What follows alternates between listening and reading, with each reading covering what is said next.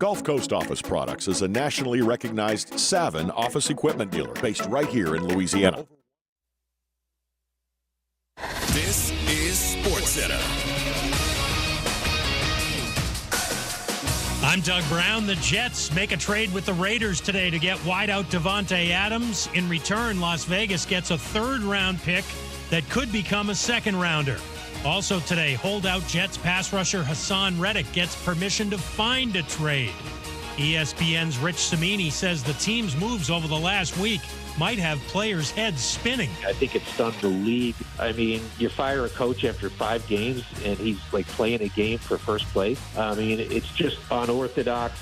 Woody Johnson, said today he's just making moves based on his gut feeling. My answer to that would be, okay, but when has his gut feeling ever worked out? Rich Cimini on Carlin versus Joe. Another trade today. The Bills get wideout Amari Cooper and a 6th-round pick in a deal with the Browns. Cleveland gets 2 picks, including a 3rd-rounder. Every pitch of baseball's postseason is right here on ESPN Radio. Tonight, starting at 7 Eastern, our coverage of Game 2 in the ALCS with the Guardians trying to pull even with the Yankees. Here's one stat that's super simple to remember. Discover automatically doubles the cash back on your credit card at the end of your first year with Cashback Match. With Discover, you could turn $150 cash back to $300. See terms at discover.com/credit card. Matt Moscona. I'm very important. After further review. Say it one more time. After further review with Matt Moscona. And here we go. Live from the Mercedes-Benz of Baton Rouge studio. Let's ride! Go!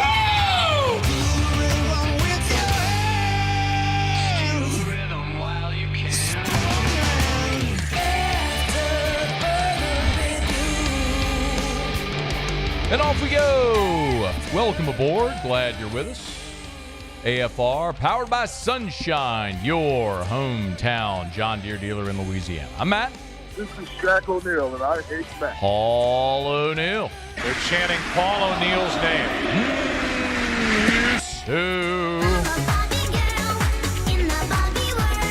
And Mr. Toby Tom Play.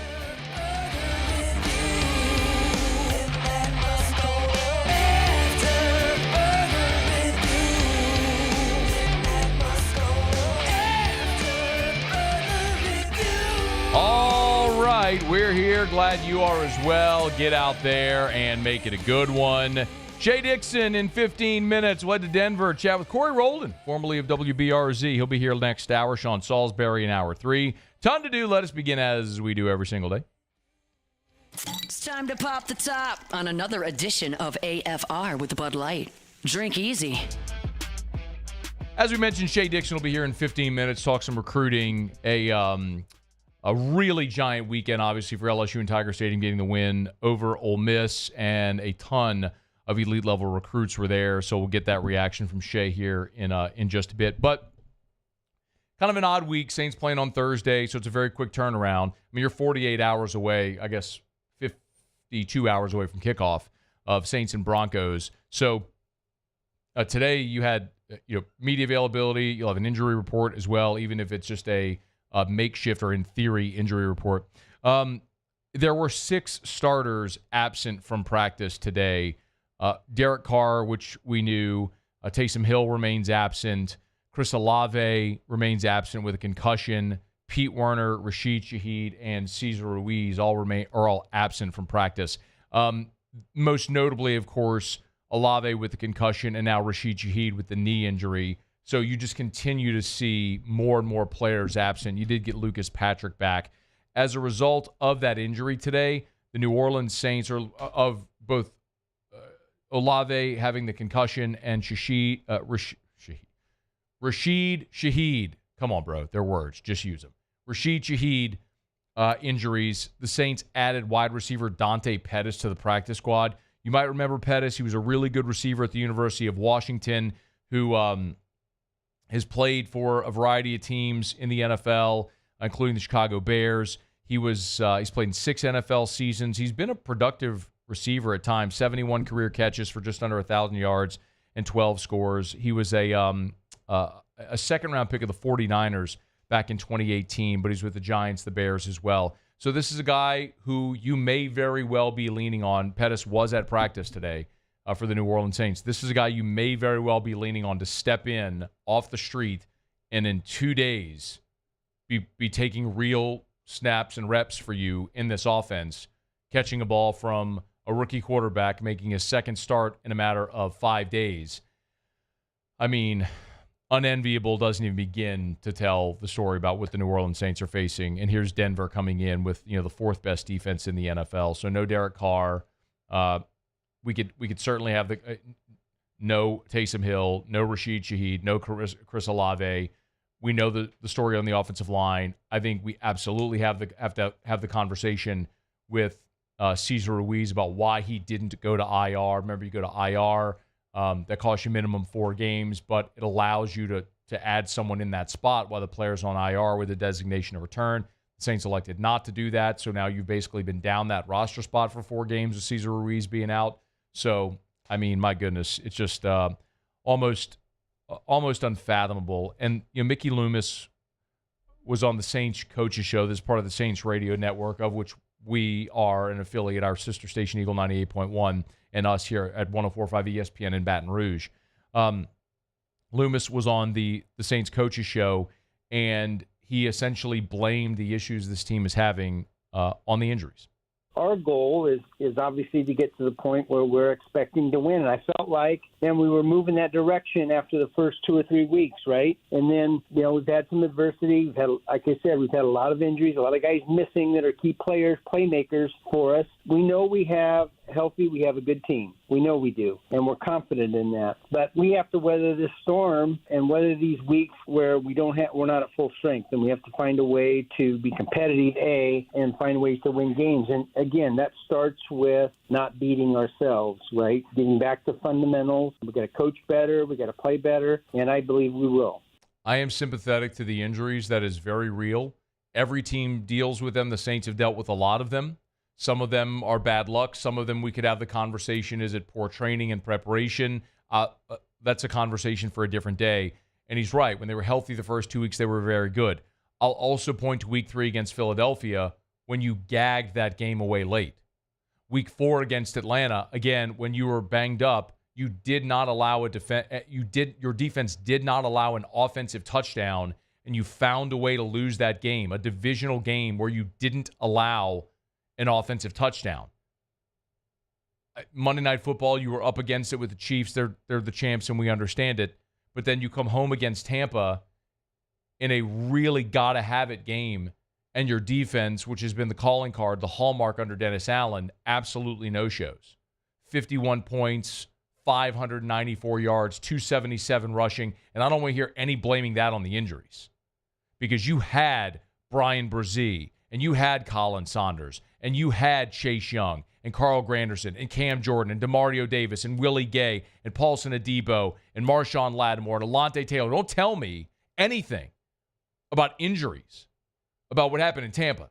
That was damn embarrassing. And you had your defense there. You can tell me Pete Warner's worth 30 points? Get out of here. Kick rocks, clown. Go chew on some gum. And maybe the worst part about what Mickey Loomis said, and this is the thing that's going to get a lot of people up in arms. Bobby Hebert asked Mickey Loomis about Dennis Allen, his job status, and if you take a look at making a change at head coach, and here's what Mickey Loomis said. Look, everything you say is accurate. Results matter. They do. But I think one of the things that good organizations do, you look beyond the results. What's the reason for the results? And how do you fix the reasons that keep you from winning? And it's not always about the head coach.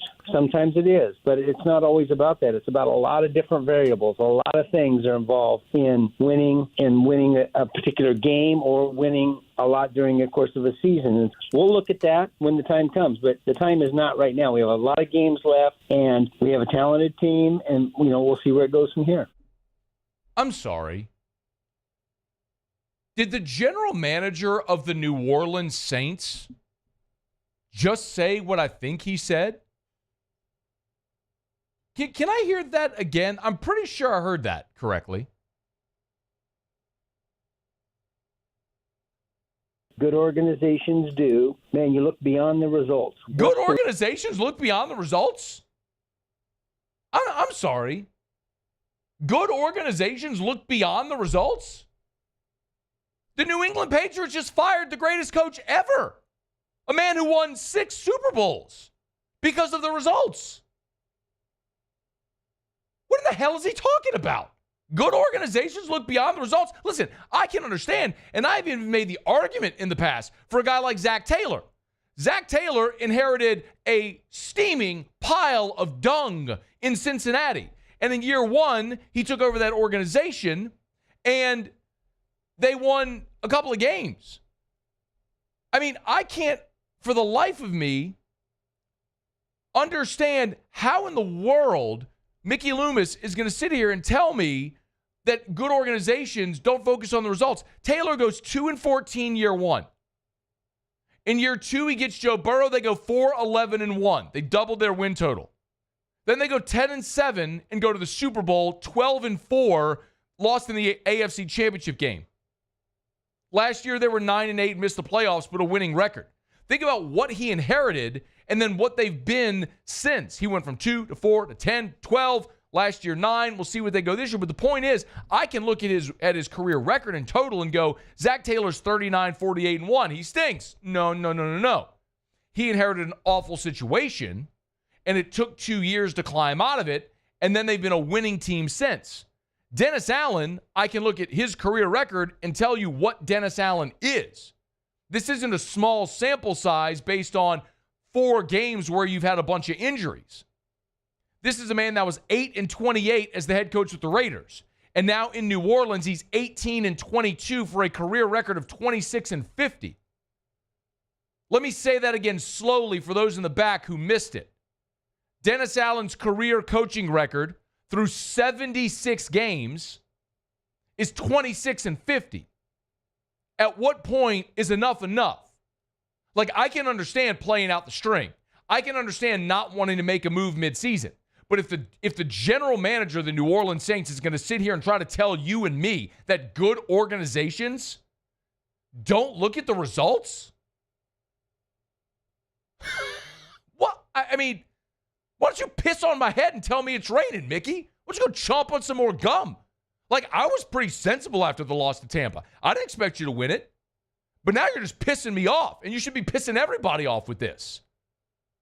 What do you expect him to say? I expect him to go say this is unacceptable, to give up 51 points in the National Football League. And we're evaluating every part of our organization because what's happening right now, injuries or not, is not acceptable. That's what I'm not saying be reactionary, go fire the coach today. But don't sit here and try to pull the wool over my eyes and everybody else that cheers for, loves, covers, whatever this organization. Put that on his freaking tombstone. Play that again. Good organization. What did he say? Beyond the results. What's the reason for Never the mind. results? Don't worry about it. I mean, holy mother of God. Help me. Mickey. Good organizations look beyond the results. Yeah, just keep losing. Keep giving up 50. Keep having long losing streaks. Never make the playoffs. We're looking beyond the results. Who cares? It's going to be 4 years without a playoff appearance. Dennis Allen's never gone to the playoffs. He's 26-50 in his career. But we're looking beyond the results.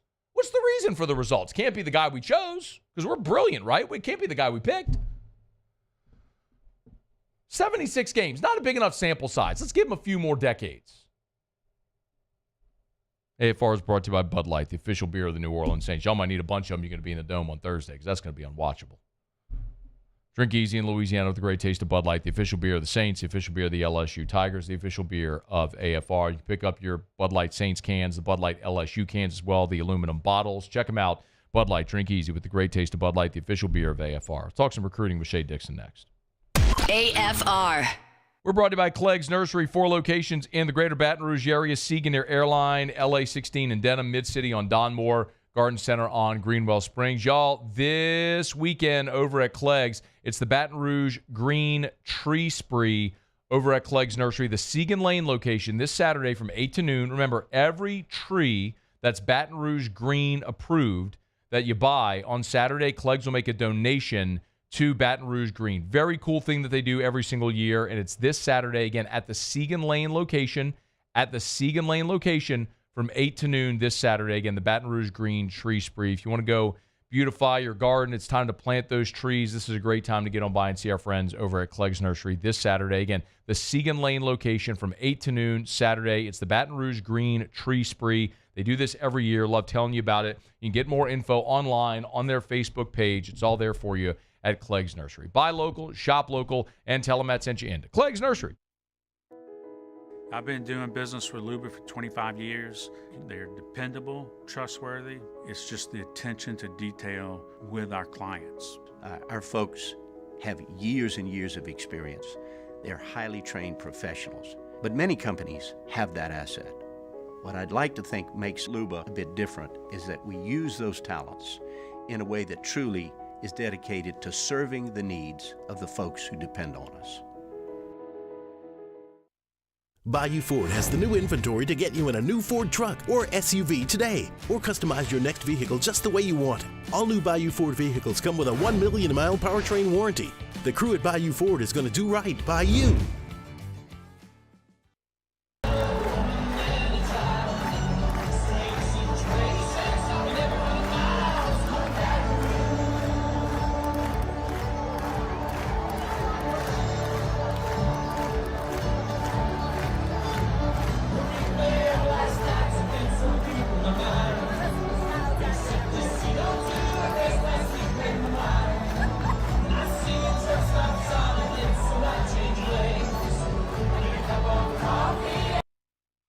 Jerry and Benny Payne began Central Plumbing Company out of their driveway in Tanglewood subdivision. 50 years later and 4 generations down the road, we continue to serve Baton Rouge and the surrounding areas for all of their plumbing needs.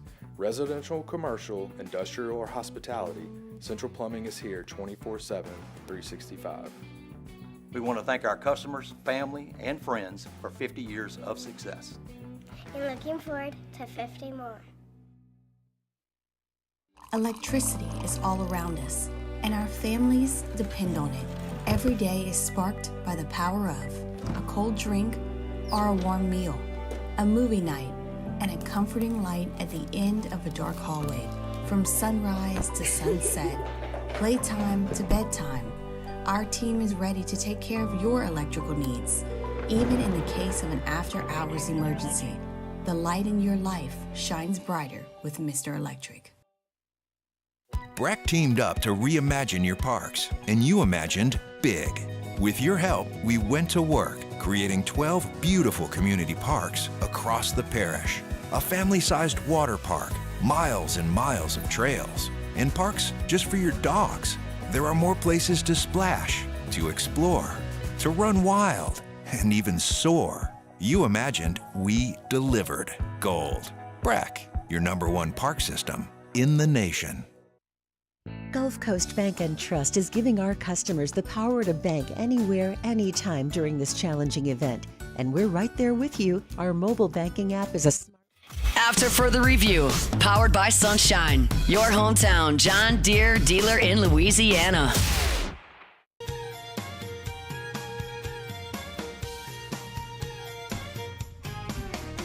I'd imagine if you're 17 years old, you get to be on the field pregame, and there's Odell and Justin Jefferson, Shaq, dignitaries galore. Tigers win in dramatic fashion. There's a light show with Set It Off, Swag Surfing, and then you get to storm the field. Probably a recruiting visit that would leave a lasting impact. Shea Dixon from On3, the Bengal Tigers, here to tell us all about it. Shady, how are you, man?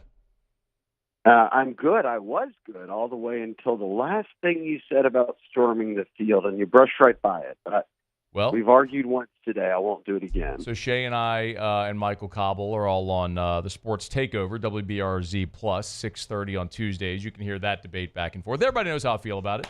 Stay your ass in the stands. There's no reason for people to run on the field whenever you're LSU and you've won championships. But I see both sides, but I rolled with the recruiting side. Yes, the recruiting side, I would imagine it went pretty well. So give us the rundown, man. Who was here and how'd it go?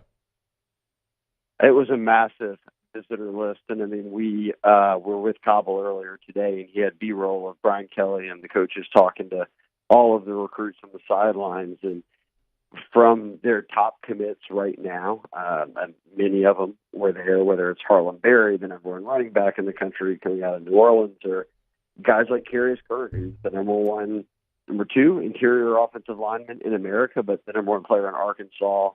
Brad Davis gets him flipped from Arkansas to LSU. So it was a huge turnout. Damian Shanklin was the number one player in Indiana, committed to LSU. Was the one who took the field storming video that brought up this whole discussion. But I think you laid it out better than I could. All of those things combined with a win and with how it happened made for certainly a lasting impression. And they sell these kids on that, Matt, of Tiger Stadium, what it's like, what to play there, the environment. Well, it doesn't get any better than that. So it will be, that Bama will be the biggest visitor list of the year. So go ahead and put a check mark next to one of them that you've made a pretty big impression on, not just commits, but remember, and I'm sure we'll talk about this in a second, Matt, that this class is about wrapped up, which means they've been putting in a lot of heavy lifting for next year, and there were a ton of younger kids there. These guys were juniors in high school. Let's talk about one of those, which is Lamar Brown from U High, the big offensive lineman I know was there. What can you tell us is the latest there? Because it seems to be that many feel he's probably a lock to LSU. What are you hearing? Well, there's no locks in recruiting. You tried to set me up a little there.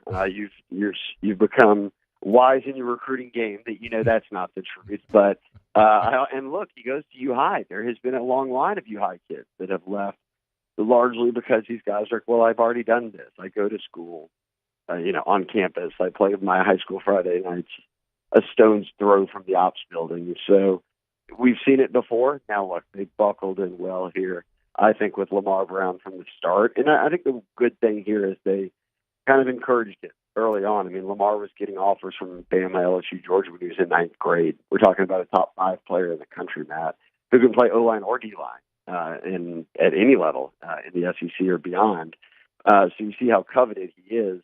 That LSU sort of said, go do your thing. I mean, they could have pushed for a commitment in ninth grade knowing, hey, this kid is going to be a top 10 player. It was go out, enjoy everything. And we've seen him do that. So I think that now things are starting to wind down. We'll see him talk about maybe some top teams. But in the end, I do think that he will end up at LSU. And that would give them, if they land him, the number one player in next year's class, which they have the number one player in this year's in Harlem Berry. That's a great setup to the next talking point, which is the reason Lamar Brown is the number one player for 26 now is because the number one player for 26, Jahkeem Stewart, is now in the class of 2025. So speaking of Jahkeem Stewart, he was up in Eugene taking in Oregon-Ohio State, which ended up really nicely for the home team as well. What can you tell us about Stewart's visit up there to the Pacific Northwest? Yeah, now that everything's official with Jahkeem, we spent a month talking about the whole withdrawing from St. Aug right before the season and going to Edna Carr and being ineligible, but all in this effort to to reclassify. And not only does he do that, but he says he's going to commit in December, sign the financial aid agreement papers and scholarship papers in December and enroll somewhere in January. So he'll be a spring ball guy, which is good. Get him back on the field practicing, especially missing, given he's not playing this fall and not practicing with Edna Carr. Yes, he set up all these visits. He'll be at LSU, Bama.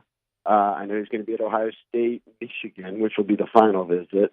And then there may be one more mixed in there, but there was this Ohio State, Oregon matchup. And maybe he'll be at Ohio State, Michigan. But Oregon, Ohio State, that one, I guess, right up there at Tiger Stadium had quite a finish. Fans rushed the field. He got to see all that. I still think, I know USC, Southern Cal, is another school in the mix here. He was at that Vegas game to see those two, LSU and USC, play. But Ohio State, I think, Matt, is the team we watched to really battle for. I just feel like Oregon's pretty far from home. As good as they are, as highly ranked as they are, as good of a recruiter as Dan Lanning is, I'm not counting them out. I just think that this one is LSU up front, but the team maybe that could give them a real run could be Ohio State. They just don't get talked about much here. Why do you think Ohio State doesn't get talked about more? I think that Oregon is kind of the flavor of the week right now, right? I mean, they just beat Ohio State. He was on the visit. He was all that. So, I mean, he's been out to Eugene a number of times, so that gets pumped up. And then He's been to Southern Cal a bunch. And Eric Henderson, New Orleans native, went to went to Aug, is on that staff as the defensive line coach for Lincoln Riley. So they've been on him heavily. But Ohio State, look, Larry Johnson's a guy who's been around the block and coaching as a D-line coach, just like Bo Davis, right? I mean, those guys are held in very high regard. Ohio State's been recruiting him forever, and they're a perennial powerhouse. And I think that he's been up there enough to know that he likes it. So I don't know. People just seem to get enamored by the West Coast, so Southern Cal, Oregon. He goes on all these trips out there, but I think at the end of the day, the two teams that may be battling this out are the two that probably have had the most long-standing longevity over the past decade, you would argue, right, between Ohio State and LSU. Shea Dixon, on 3, the Bengal Tiger. One commit LSU did get over the weekend. One we were expecting is that of Jacob Bradford, Catholic High in Baton Rouge, the 4-star safety. We've talked about it a good bit, Shea, but if you would, maybe give us a reaction and a thought here on Bradford committing, what it means for the class of 25 and beyond. It means another Catholic High grad, Matt. Let's go. Headed to Baton Rouge. You said expected, clearly around Catholic High circles. It was buzzing after he got the offer. But, he had been committed to Houston. Willie Fritz, leaving Tulane and going to Houston, had very wisely loaded up on guys who were from Louisiana, that schools that they had recruited and he was familiar with, and knowing that they've got talent sit on Louisiana and East Texas if you're at a school like Houston. But had been committed to Houston, had gotten the LSU offer before the year. Frank Wilson went out and saw him play against U High, and they had been continuing to press and saying, hey, look, we've got 2 safety commits. One of them, Jim Corley, is a guy who could grow into a linebacker. So they wanted another safety. We went through the whole Jonah Williams thing months ago. That's not something that we're revisiting at this stage. So it was, hey, let's go find a guy that we can develop, that we can bring in and build some depth. And Bradford was the offer they made, and he committed on Saturday. So he's in, and I ran into, I would say his little brother, not technically yes, but not physically, Blaine, who's a junior at Catholic and DB as well. And he was all smiles. I think he was pretty happy to see that Jacob got that opportunity and committed on it. So as the page turns, it didn't take long for Steve Wiltfong, on 3's national recruiting analyst, to put in his pick for Blaine to end up at LSU. And for those that don't know, Blaine is the number 1 safety in the country for next year, and right up there with Lamar Brown, top 10 player in the country. So even with Jahkeem Stewart, Matt, getting pulled out of that class and going into this one, it is still stacked in Louisiana next year. Shea, what do we look at as far as what's next as we make it through the rest of this regular season and head toward that December 3rd early signing period? Yeah, I did in my most recent class prediction piece where I kind of try to predict all along the way from start to finish each month who LSU's got, who they end up with. And now we're at the point they've got 27 commits that they want to take 25 to 30. There's really not that many left. And the only guy I could come up with was Jacob Bradford. And then I said, but if Jahkeem reclassifies, that'll be what we monitor. So that doesn't get you bigger, right? Top 20 guy out there, top 2 or 3 D linemen in the country sitting in New Orleans and taking these visits, and suddenly now part of this group, which they've been in the top 3 since January and kind of have rotated with Ohio State and Bama in terms of the recruiting rankings. And a guy like Jahkeem Stewart can move you up in a big way. There are not many 5-stars who remain uncommitted. So that would boost this class up. I don't think they're out of it in this race for number 1, but regardless, I feel confident that this will be a top 3 class and the best one that Brian Kelly's brought in, top to bottom, since they've been here. Read all about it over at On 3, the Bengal Tiger. He is Shea Dixon. You want your recruiting news? It's the best, and he is a big fan of field storming. Whatever. All right. For the recruits. Have a good day. Thank you, Shea. Later, Matt. We'll see you. We're brought to you by South Point Volkswagen, southpointvw.com. New and certified pre-owned in Baton Rouge and online at southpointvw.com. Get on by and check them out if you're in the market for a new vehicle or might be.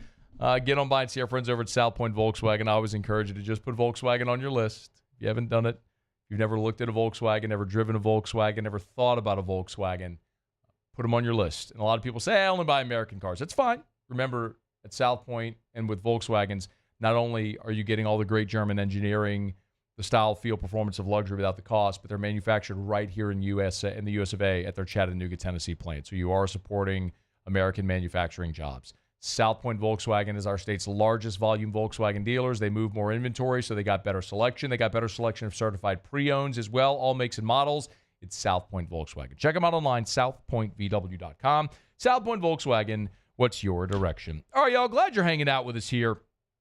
Good start to the show already. We will get to Cory Roelen in 45 minutes. Remember, Cory worked here at WBRZ in Baton Rouge. He's now in Denver, covers the Broncos. So because it's a shortened week, we normally on Thursdays take a look at or I guess on Wednesdays we take a look at the Saints opponent. But we'll do that today with Cory in about 45 minutes from right now. Sean Salisbury will be here in hour 3. Man, I want to get Sean's take. Hopefully you're here for that. If you can't be, make sure you come back. You can join us on YouTube or on podcast. Remember, you could always find the show on podcast. Just search After Further Review in your favorite podcast app. Subscribe. You'll get the show hour by hour if you want the audio download of the show. But I'm really excited to have Sean here because I know he watched Spencer Rattler's debut. I want his take on what he saw, the good and the bad from Rattler, what we can expect going forward like that. And then we've got to talk about Garrett Nussmeier. The game he had, the game-winning or the game-tying throw at the end of regulation, the game-winning play in overtime, all that stuff. We'll get to it with Sean in hour number 3. We're glad you're here. Stick around. It's AFR. AFR. Y'all, have you looked at the temperatures this weekend? We are expecting temps actually later this week in the 40s. How about that? Yeah. It's coming. If you have not yet done it, call River City's 1 Hour Air. Get that heater safety check. I remind you about this every year. It's so important, y'all. Like every year, I'm not trying to scare you, but it has to be said.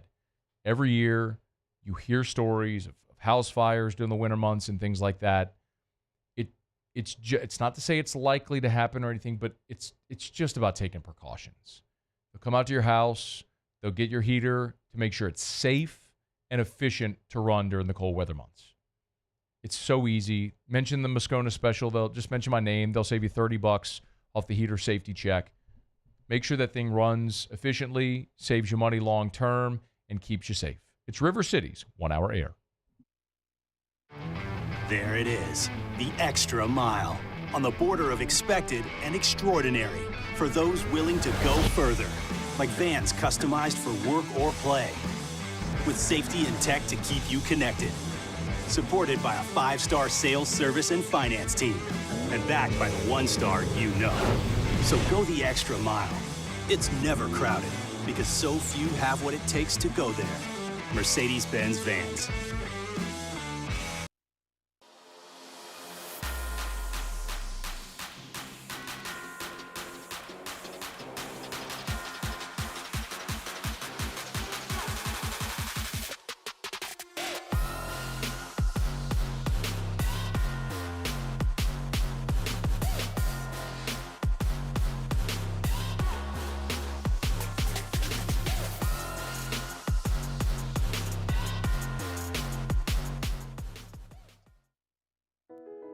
I've been doing business with Loomis for 25 years. They're dependable, trustworthy. It's just the attention to detail with our clients. Our folks have years and years of experience. They're highly trained professionals, but many companies have that asset. What I'd like to think makes Luba a bit different is that we use those talents in a way that truly is dedicated to serving the needs of the folks who depend on us. Hey, it's Matt Moscona. For years, you've heard me tell you about Insurance Network of Louisiana, helping you find better coverage for less money. But it's not just for your home and auto. They also offer commercial property. So, retail stores, professional offices like doctors, dentists, attorneys, clothing boutiques. Insurance Network of Louisiana can find you better coverage for less money. They service the entire state of Louisiana, and they're local. So call today at 293-0450 or lainsurance.net.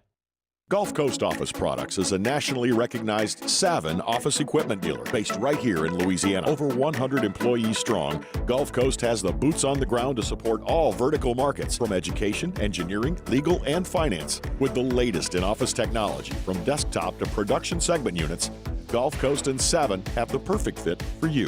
Call 225-756-2644.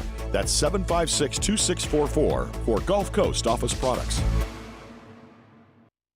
Dylan Cruz here to tell you about Six Rings Baseball and Softball Camp. If you live on the North Shore and play ball, go to Six Rings Camps with former LSU assistant coach Dan Canaveri. His knowledge is second to none, and your child will improve and have fun doing it. Camps were held at Coquille Park and Six Rings Academy in Covington with 4 sessions over the summer. Full day and morning only sessions are available from ages 7 to 13. Go to sixringsbaseball.com or call 985-206. After further review, powered by Sunshine, your hometown John Deere dealer in Louisiana. Out the gate, Lordy, here she comes with a basket full of chicken and a big cold jug. Big shout out.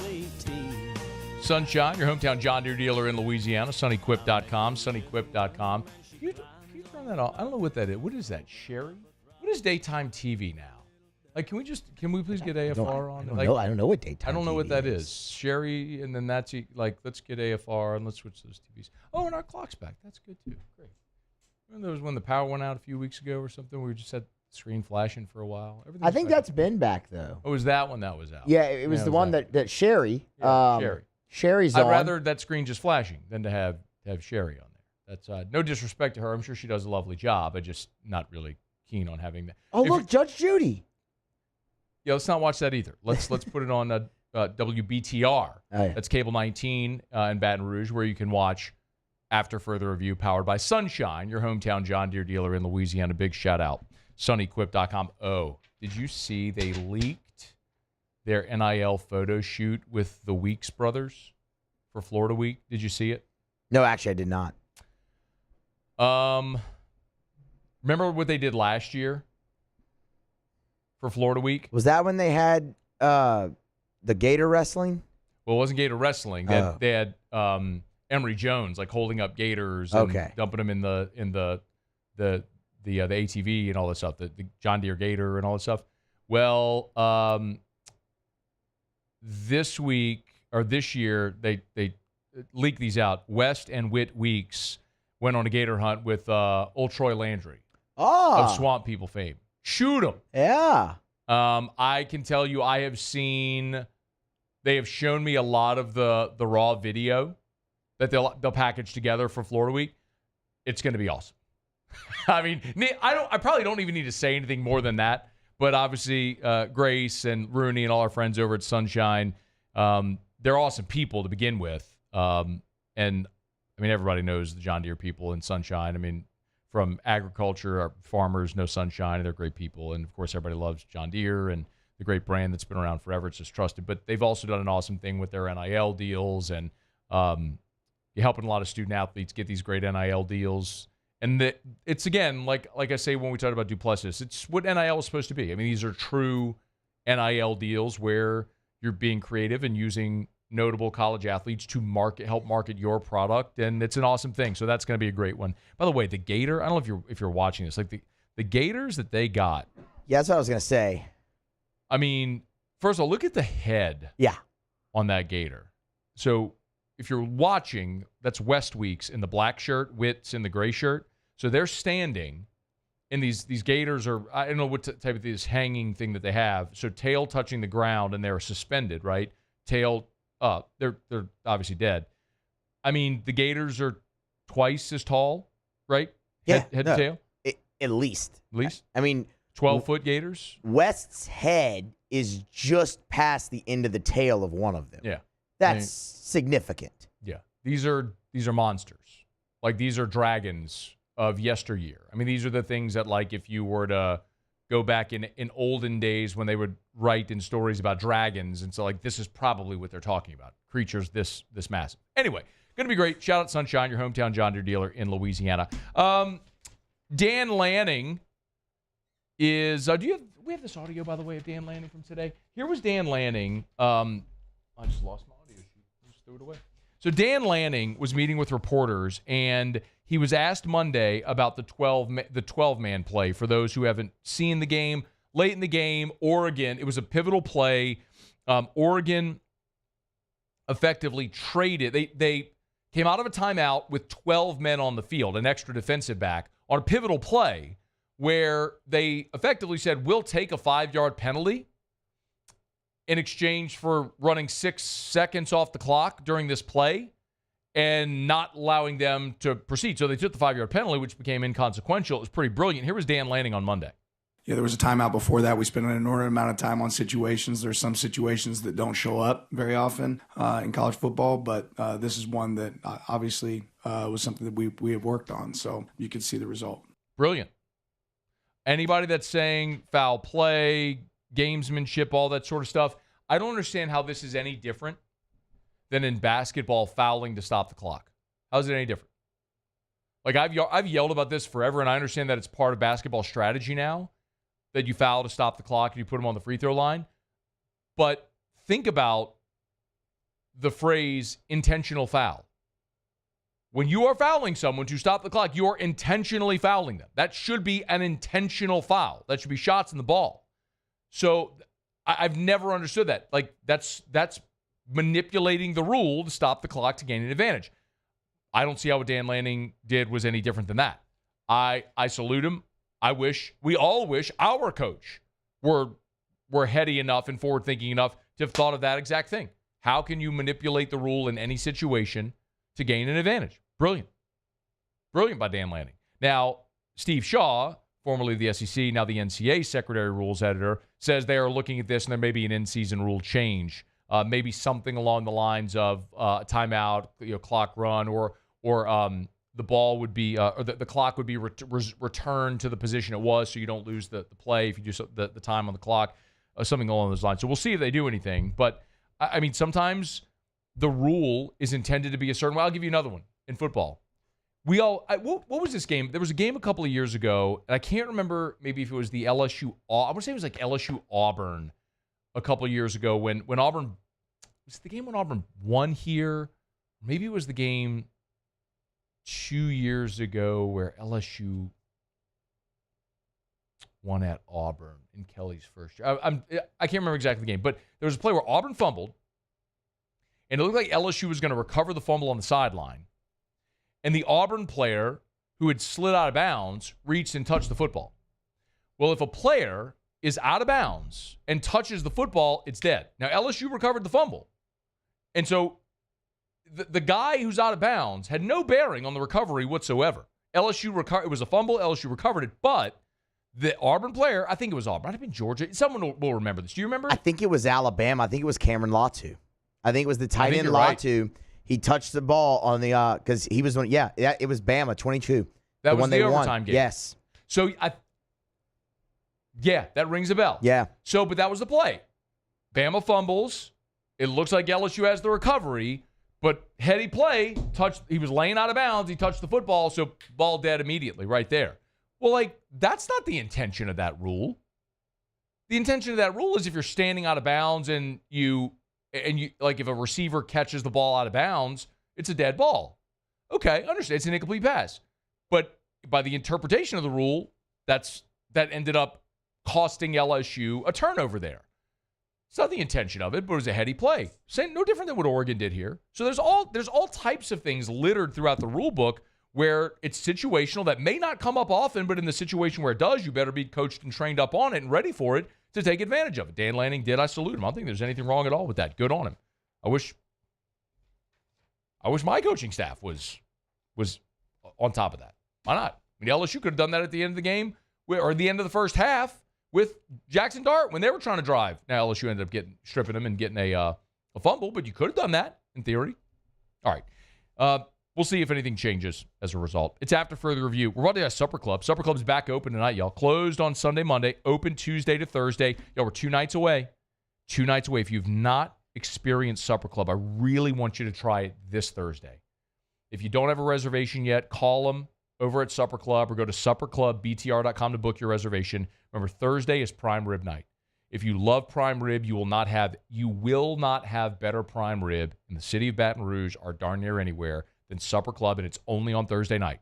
Chef Layton serves up this 21-day, dry-aged, bone-in tomahawk ribeye served tableside as prime rib. It is Thursday only. It is the Thursday special only You've got to give it a go. And, of course, they have their wine feature every Thursday as well, where they'll pop open a really expensive bottle of wine and sell it by the ounce so you could try something you otherwise may never have an opportunity to try. It's at Supper Club. Weekends are awesome, great for parties. Holidays are coming up. If you're looking at your Christmas party, your company party, you can book it and reserve it now. They can manipulate their space for any size gathering, including renting out the whole building if that's what you're looking for. SupperClubBTR.com, SupperClubBTR.com. Thursday, y'all. Thursday. Prime rib over at Supper Club. SupperClubBTR.com. All right, y'all, it's after further review. We're short. Okay, let's do it quick. Let's go around the SEC. Around the SEC, bringing you the biggest news from the nation's best conference, the Texas Longhorns. Texas is optimistic Isaiah Bond will play against Georgia. Longhorns' top receiver, of course, formerly of Alabama. He's day-to-day with an ankle injury. Georgia visits Austin this weekend. He left the game against Oklahoma in the second quarter and did not return.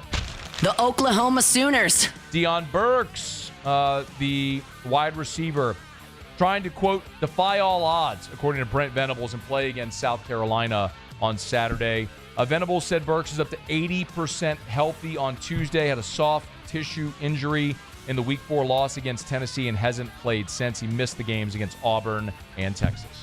The Alabama Crimson Tide. Bama stole the number one edge from Mississippi State. That's a number one JUCO edge. Camonte Henry had been committed to Mississippi State, 6'4", 245. Had a connection to Alabama football's GM, Courtney Morgan, back in 2021 when Morgan was at Michigan. Flipped to Oklahoma on signing day. Anyway, winding path. Now, after going JUCO, says he won't go to Mississippi State. He'll go to Alabama. The Mississippi State Bulldogs. State lost another one, too. Southern Cal flipped safety Stephen Miller from Mississippi State. 6'1.5", 180-pound safety out of Georgia. Committed to State back in June, but now has flipped to Southern Cal. The Georgia Bulldogs. And Georgia Tech rivalry is going to be played in Atlanta in 2025, but not at Bobby Dodd Stadium. They're going to move it to Mercedes-Benz Stadium instead.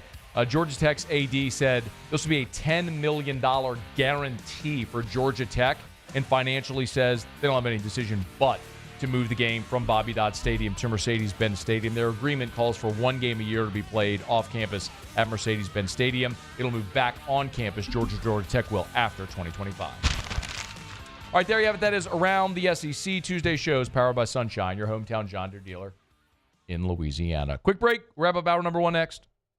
AFR.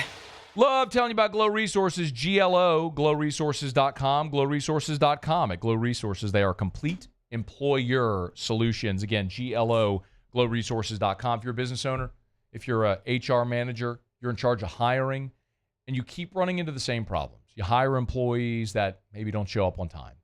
Maybe they're not reliable. Maybe they can't physically or have the skill set do the work that you need them to do. You need Glow Resources. They're going to find you the right people, which is going to make your business more efficient. It's going to help your bottom line. You understand that. GLO, glowresources.com. Their corporate headquarters are here in Baton Rouge, but they've got offices all over the region. They help place people in jobs all over the country and all over the world. So no matter where your work is, Glow Resources can help you. GLO, glowresources.com. 93% success rate, and they guarantee it. If the employee they find for your business doesn't work, they'll give you a prorated refund or find a replacement for free. GLO, glowresources.com.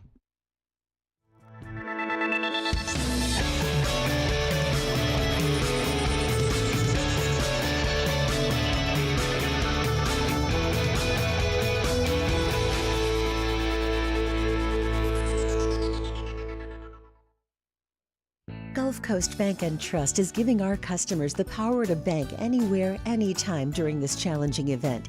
And we're right there with you. Our mobile banking app is a smart way to manage your money and time. Gulf Coast Bank and Trust, the bank that cares about you.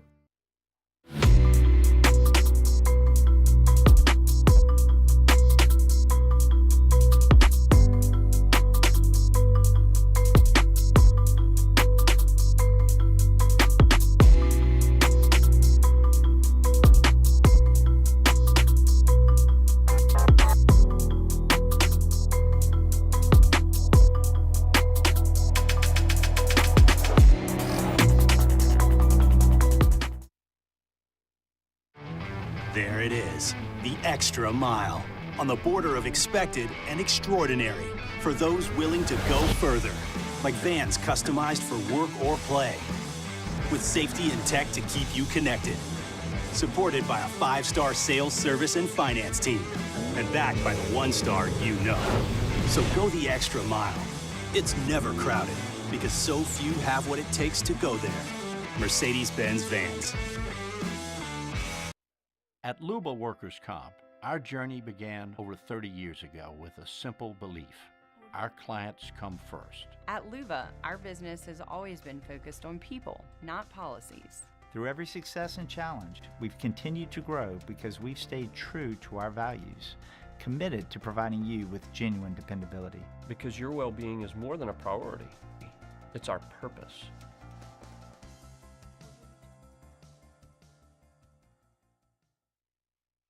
Jerry and Benny Payne began Central Plumbing Company out of their driveway in Tanglewood subdivision.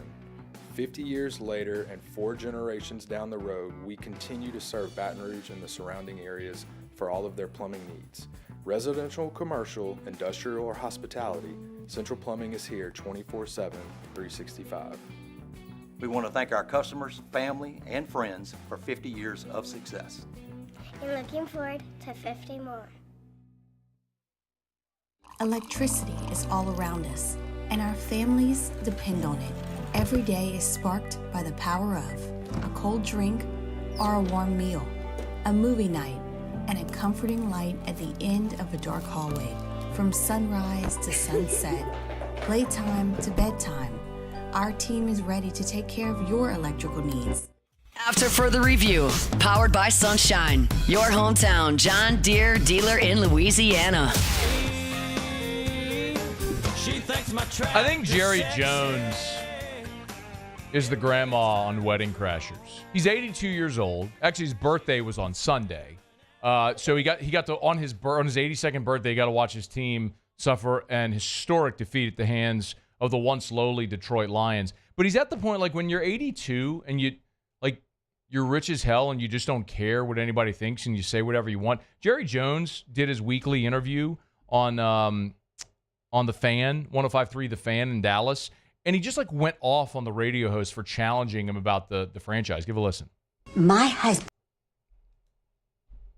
Oh, I remember those criticisms very well. Okay, so what? Are they playing out to be accurate? What's your point? My point is, it seems like Listen, let me tell you what I'll do. Let me tell you what I'll do about it. I will let us sit down and look at the decisions we've made over the last several years. I'll look at it. Now, if you think I'm interested in a damn phone call with you over a radio and sitting here and throwing all the good out with the dishwater, you have got to be smoking something over there this morning.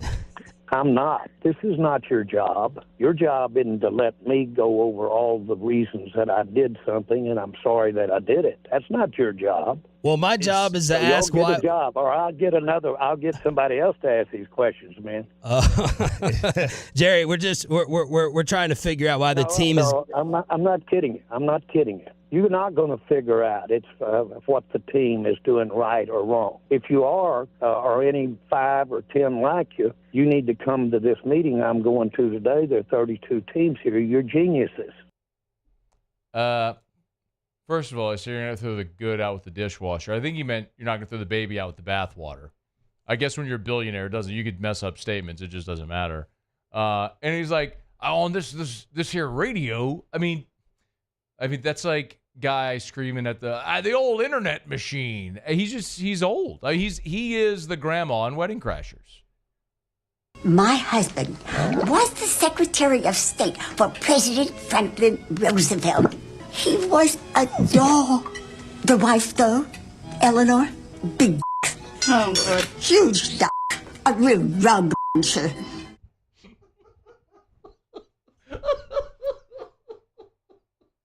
Am I wrong? He's the grandma. Oh, he is. He totally is. He totally is. He's just so old and rich. He's an 82-year-old billionaire. Do you think he cares what a radio guy in Dallas has to say challenging him? He don't care. He's gonna say whatever he wants at this point. I mean, Play it again, please. My husband was the Secretary of State for President Franklin Roosevelt. He was a doll. The wife, though, Eleanor, big huge duck, a real rug.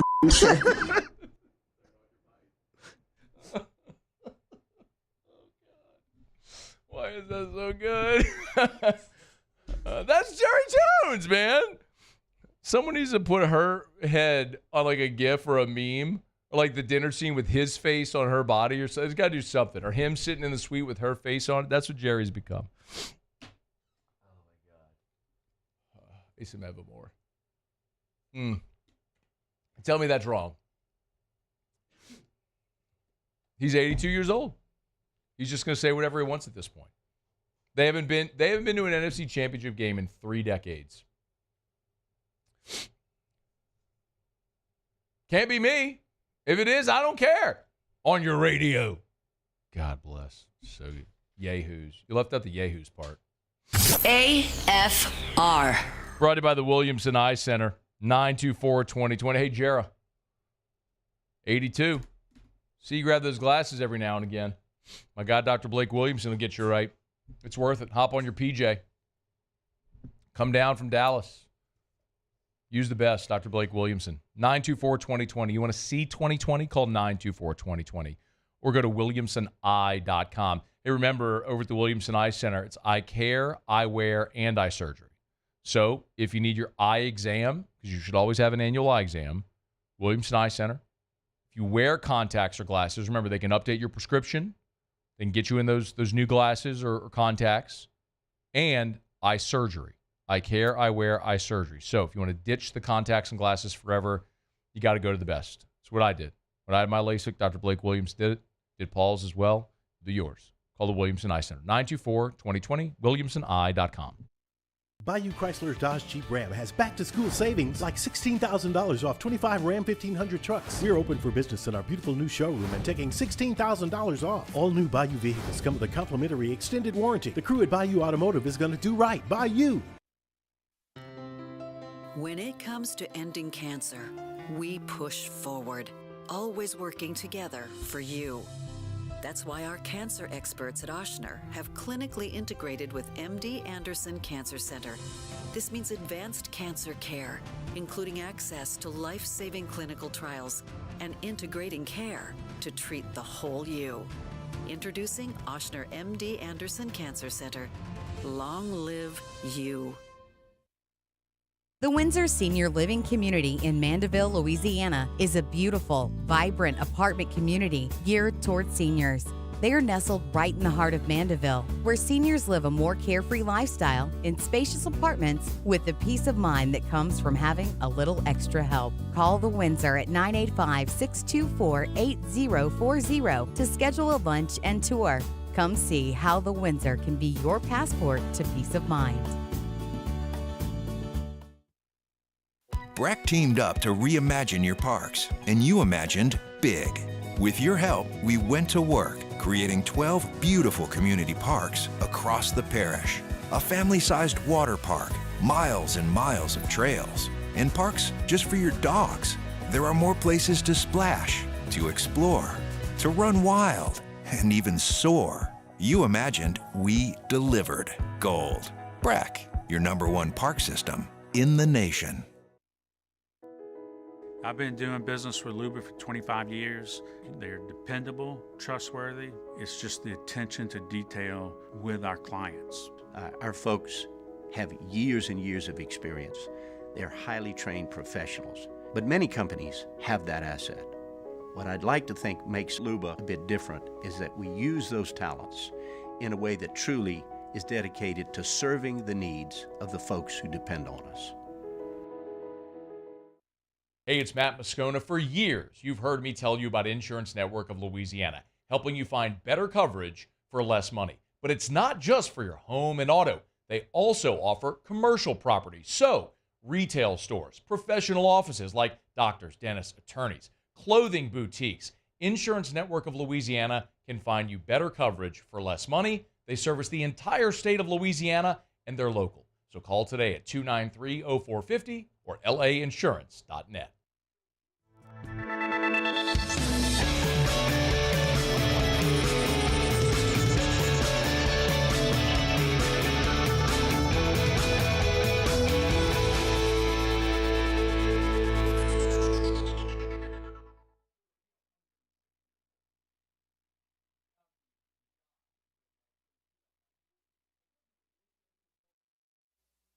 This is SportsCenter.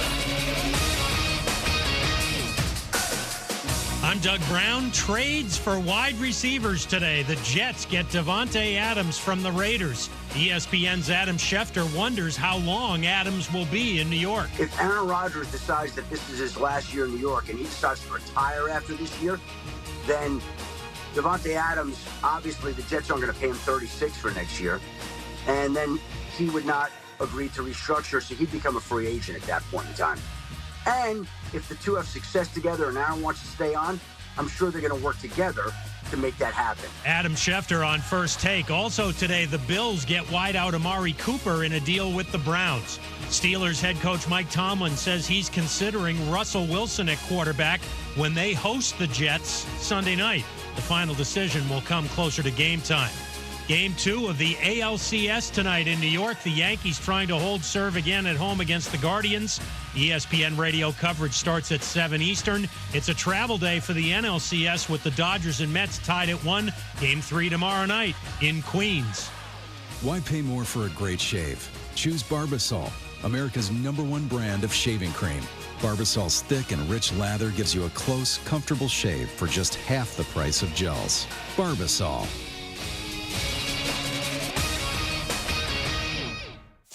Matt Moscona. I'm very important. After further review. Say it one more time. After further review with Matt Moscona. And here we go. Live from the Mercedes-Benz of Baton Rouge studio. Let's ride!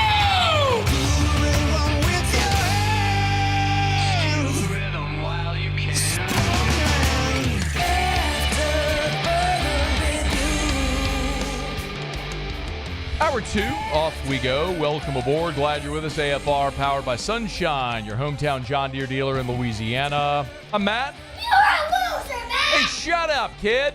Paul O'Neill. They're chanting Paul O'Neill's name. Yes, sir. And Mr. Toby Tomplin.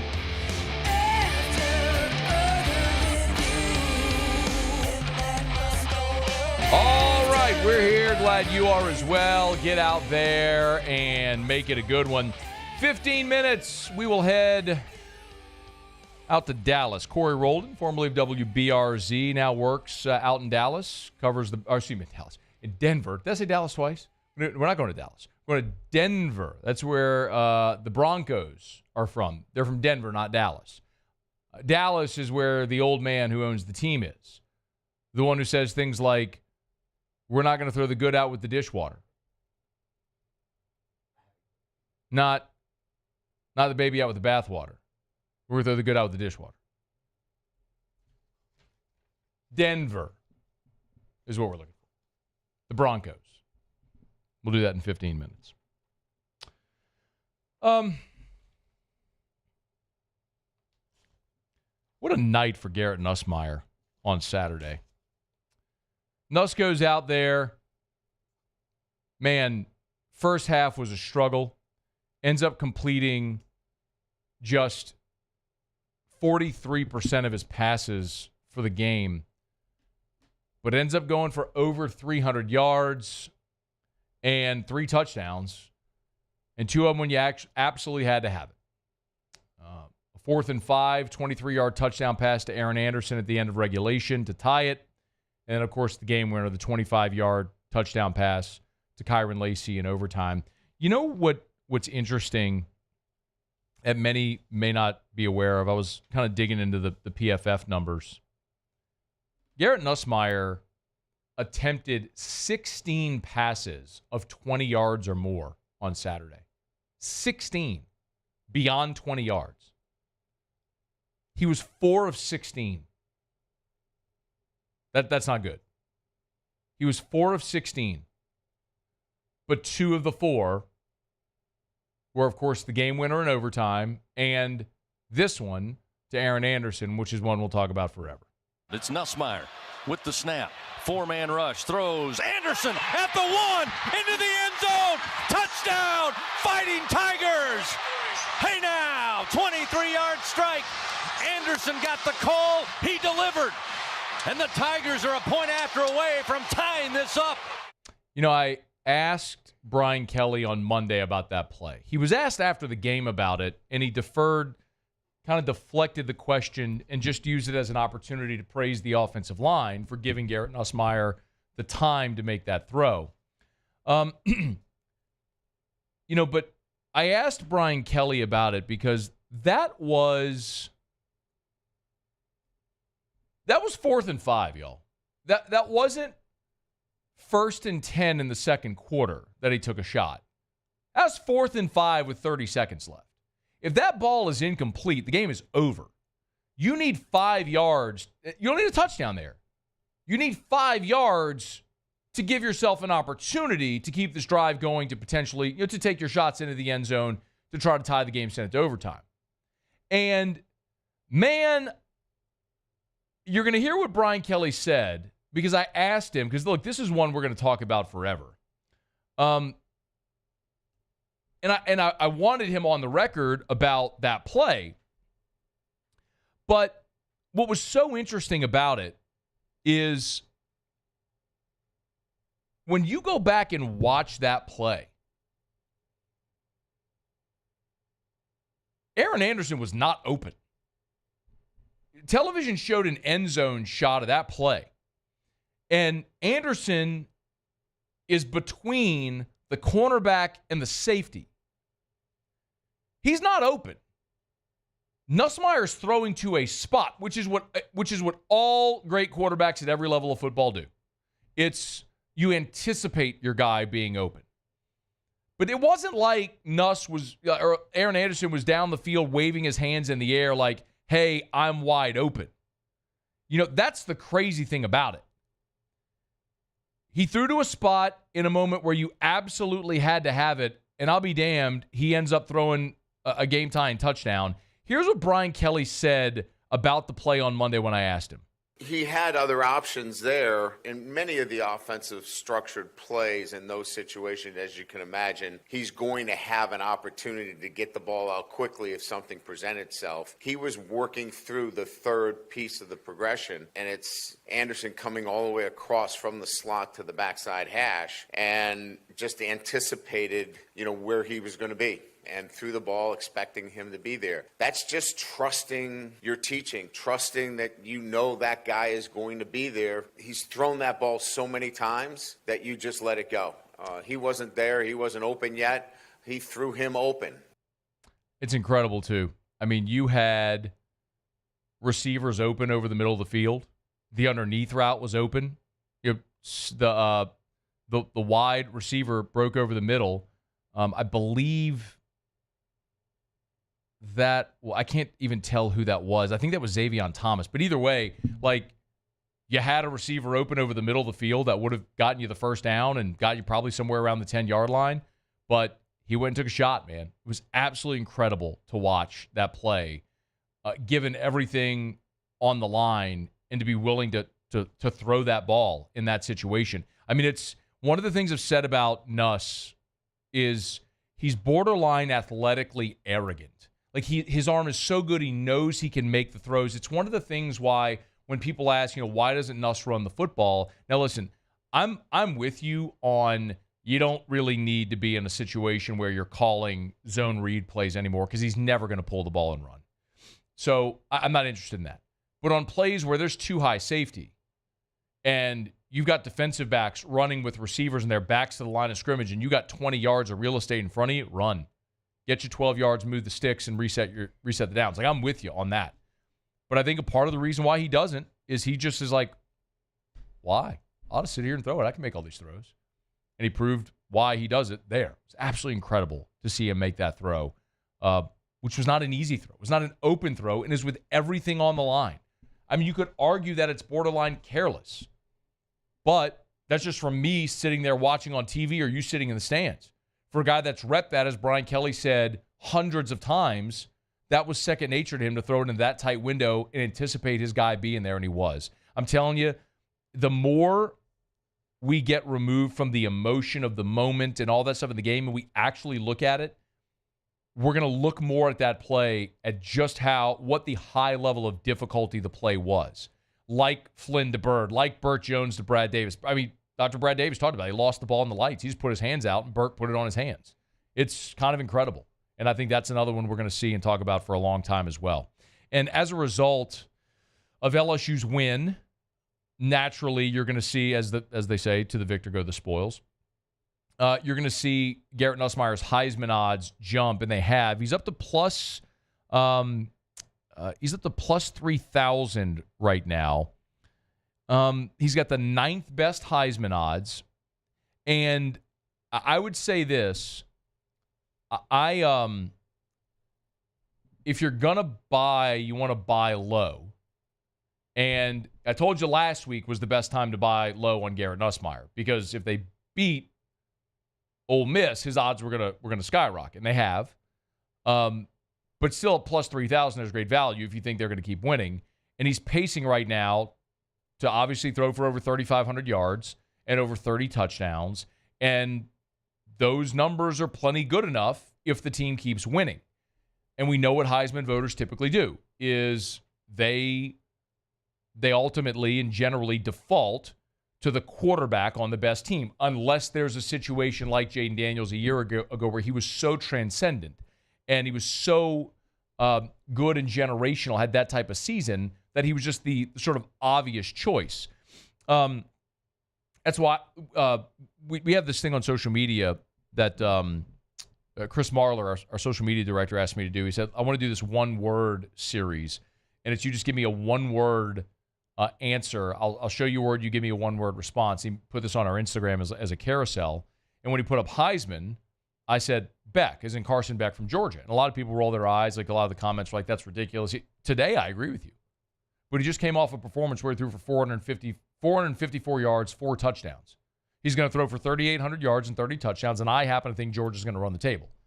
And they're going to beat Texas and Ole Miss and Tennessee and Georgia Tech, and they're going to be 11-1, and he's going to have thrown for nearly 4,000 yards and over 30 touchdowns, and he's going to win the Heisman. Like that would be my long tail bet.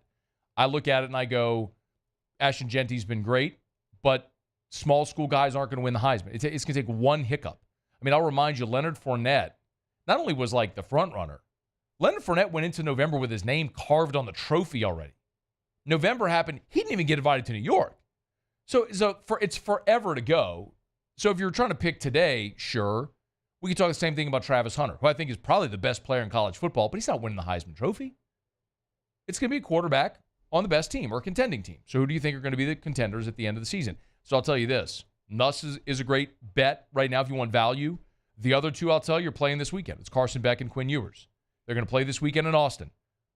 Both are sitting there with long odds, and this will probably be for one of them, whichever one wins the game, the lowest spot you'll have to buy in the rest of the season. Beck and Ewers are both at plus 1,500. One of those guys is going to win the game, and their odds are going to skyrocket after this weekend. Might even go into betting favorite status after this weekend. So Nuss is hanging around. And, I mean, look, after LSU had their second loss last year, Daniels was a non-factor, kept stockpiling great numbers when they lost to Alabama. He didn't even have Heisman odds the next week. And then he went and did what he did against Florida. I don't know that there's that transcendent player out there this year in college football that's going to do what Jaden Daniels did. So narrow the focus to the quarterbacks on the best teams that you think will be standing there at the end. They'll have the stats to match it. It's probably a good bet. Nussmeier is in that number. Quinn Ewers, Carson Beck are in that group as well. Long way to go. But Nuss has himself firmly in that mix as a quarterback of a one-loss team who is carrying the load right now for that team. All right, it's after further review. Let me knock out a quick break. We'll head up to Denver. When we come back, Cory Roelen will join us to talk a little bit about the Broncos. It's AFR. After further review. Not too late, y'all, to call our friends over at Action Industries, proud partner of LSU Athletics. Action Industries, been around since 1982. 42 years, Action Industries. has been serving the petrochemical refinery markets here in Louisiana. And they got a couple of turnarounds coming up. Y'all know it's turnaround season. They got a couple of turnarounds coming up, but month-long turnaround, working 7/12s. All the work is local to Baton Rouge. So, want to make that money? Stockpile that cash here before holiday season comes? Great opportunity to do it with our friends over at Action Industries. You can apply online, actionindinc.com, Action Industries Incorporated, actionindinc.com, Action Industries Incorporated, or you can apply in person at their Geismar office on Highway 30. Just go in and ask for Zach. It's over at Action Industries. By the way, got a couple of year-long projects coming up as well. To learn more, it's Action Industries. When you can't rely on technology, you can rely on Mountain Cold Refreshment. Dave's back on. Coors Light. Choose chill. Bayou Ford has the new inventory to get you in a new Ford truck or SUV today, or customize your next vehicle just the way you want it. All new Bayou Ford vehicles come with a 1 million mile powertrain warranty. The crew at Bayou Ford is going to do right by you. Gulf Coast Bank and Trust is giving our customers the power to bank anywhere, anytime during this challenging event. And we're right there with you. Our mobile banking app is a smart way to manage your money and time. Gulf Coast Bank and Trust, the bank that cares about you.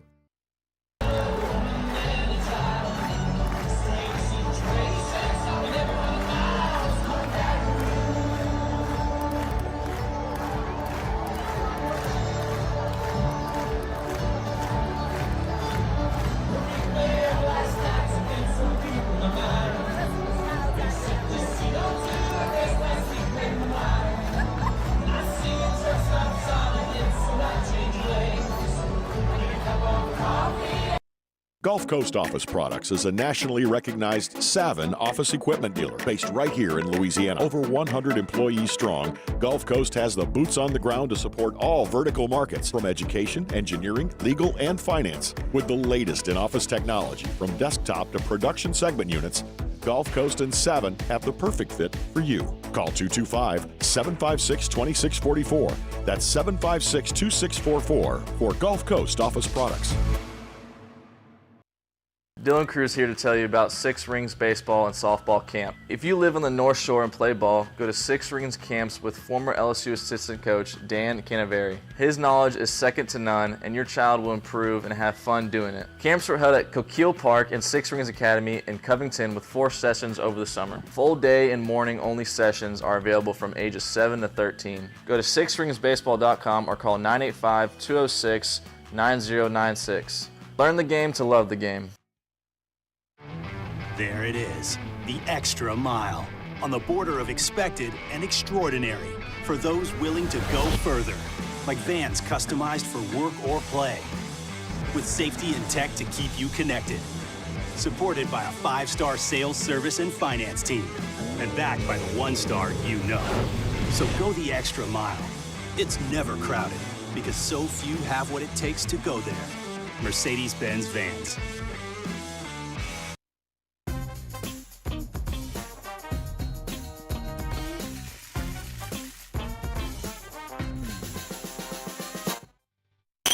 After further review, powered by Sunshine, your hometown John Deere dealer in Louisiana. Who dat say they're gonna beat them Saints? Let's head behind enemy lines to preview this week's matchup. He's certainly, a demanding coach and does a really good job, with the offense. A lot of different personnels, formations. There's some shifts involved, and he does a really good job of kind of identifying areas of weakness that he wants to try to attack. And so, certainly that'll be something that we'll have to deal with, come Thursday night. Dennis Allen talking about Sean Payton will be making his dome coming of sorts. Yeah, we go behind enemy lines. It's actually just our spy that's infiltrated the Broncos. Dude's from New Orleans. I mean, he's going to have black and gold underwear on. Cory Roelen, KKTV there in Denver, covering the Broncos these days, formerly of WBRZ. Catch him on Twitter, X at Cory_Roelen TV. Good to hear from you, man. How are you, Cory? Doing well. How have you been, Matt? Doing awesome. I just came in this morning. Nice, man. Nice to be home. Yeah, it's great to be home. So excited for this matchup. I don't know that the same is true for Saints fans. It's been a rough go. What about a vibe check around Denver after starting 0-2, winning 3 in a row, then losing this past Sunday against the Chargers? 3-3. What's the mood around the franchise? It's good. It's positive. You know, that not a lot of high expectations coming into this season with cutting Russell Wilson, taking that huge salary cap, dead cap space. But Bo Nix, he's done well in spots. They've started slow in games, but defensively, they've been great. Bo has shown progress. He's gotten better each and every week. So I think the vibes are good in Denver right now just because Nix is continuing to develop. This is a young football team that's growing. What's the feeling about Sean Payton in Denver? Sean really, it's kind of weird, right? So Sean isn't acting the same with the Denver media, honestly, like he did in New Orleans. He's not as comfortable. The people are questioning about his decision with Russell Wilson, but there is some trust for a guy who's won, 150 games as a coach. Meh. That's what I was saying right now, Matt. Are people questioning the decision to hire Sean Payton at this No, point? no, not at all. No, what he did with Russell Wilson, I would say, benching him, cutting him. They were questioning that, and then drafting Bo Nix 12th overall, a guy a lot of people saw as a second-round quarterback grade. But, you know, like Bo, in my opinion, has surprised a lot of people early on this season. I'll get to Nix in a second. One more on Peyton. The storyline here this week, and it's a short week, of course, but a lot of people are talking about Sean Payton coming back to New Orleans.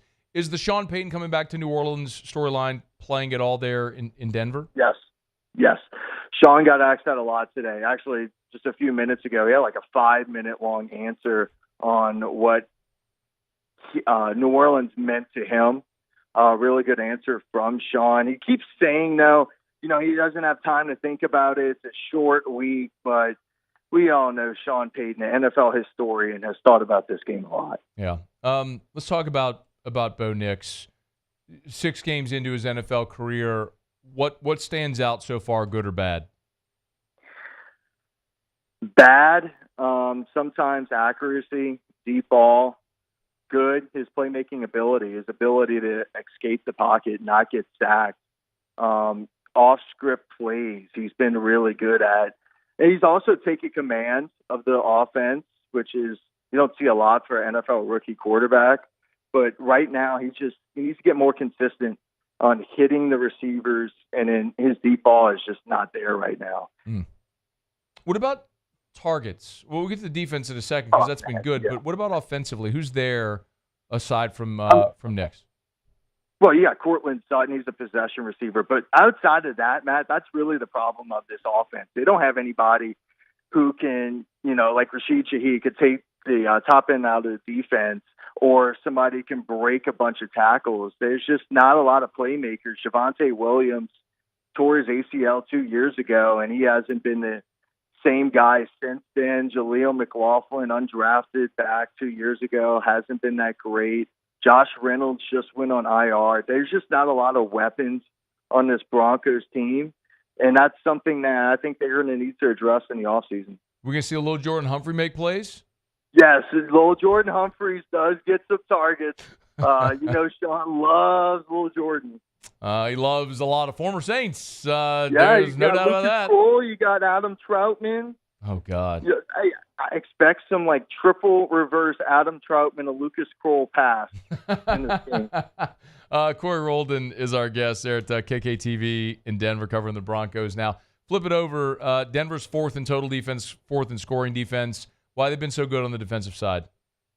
Well, the guy who got hurt last week is a big reason why, and that's Pat Surtain. I don't think Surtain's going to play. He got a concussion the first defensive snap versus the Chargers.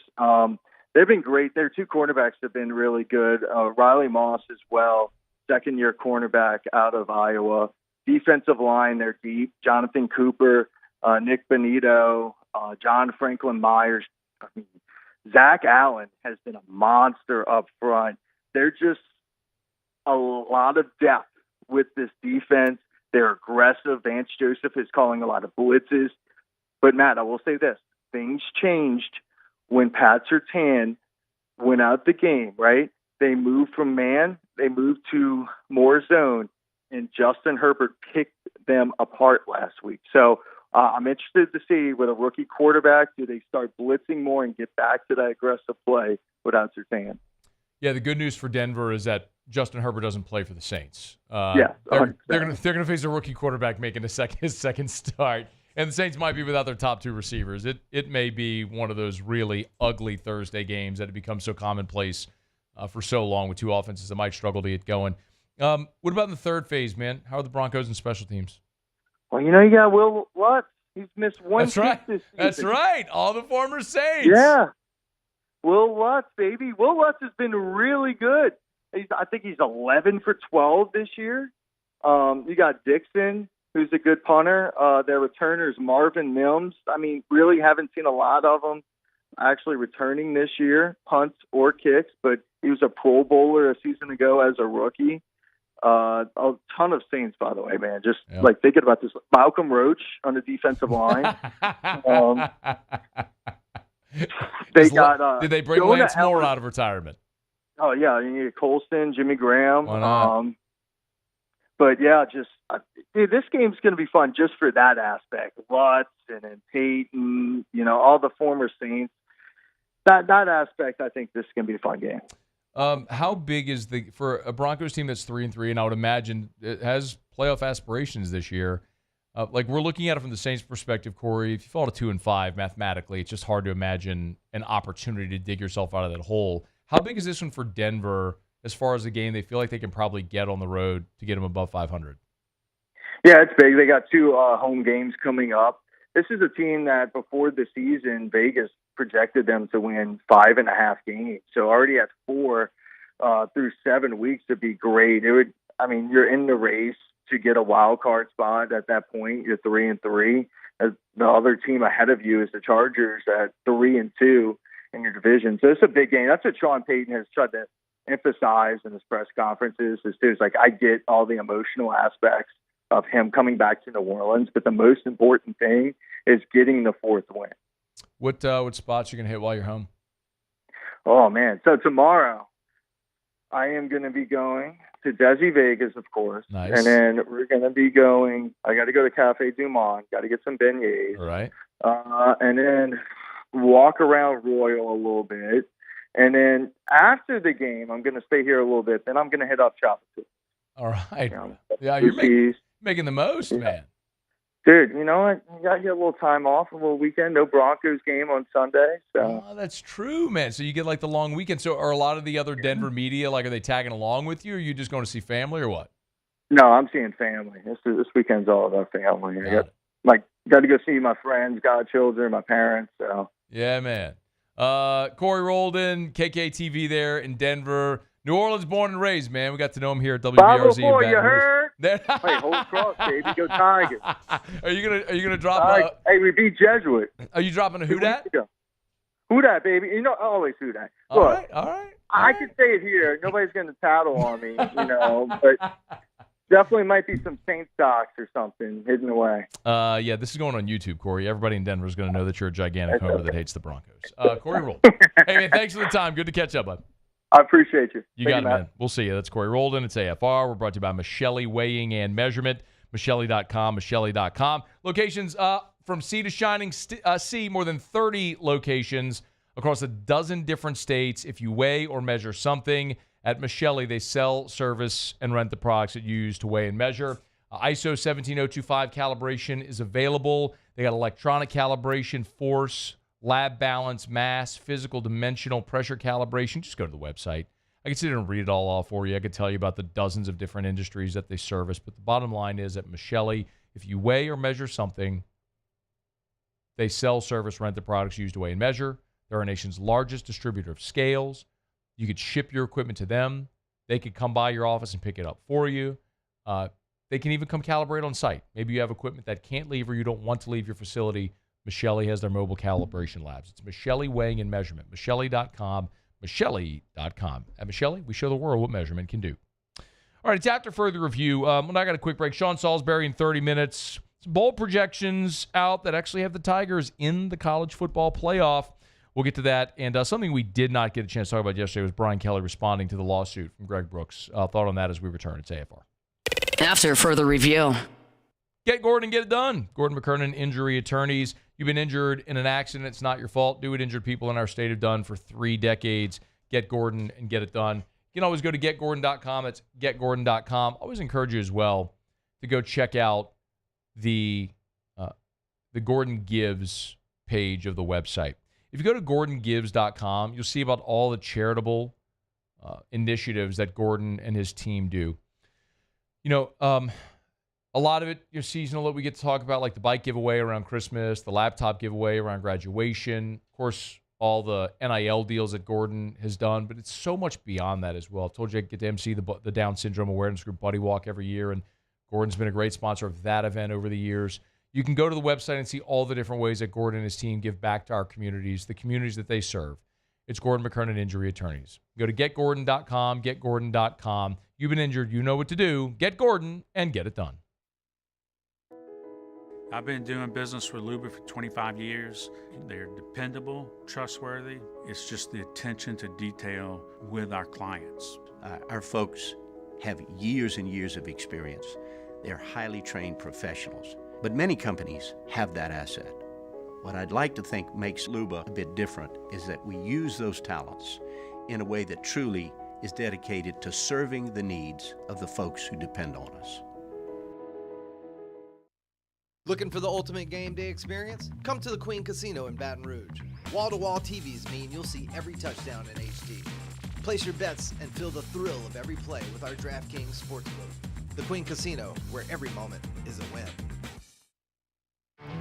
There it is, the extra mile, on the border of expected and extraordinary for those willing to go further, like vans customized for work or play, with safety and tech to keep you connected.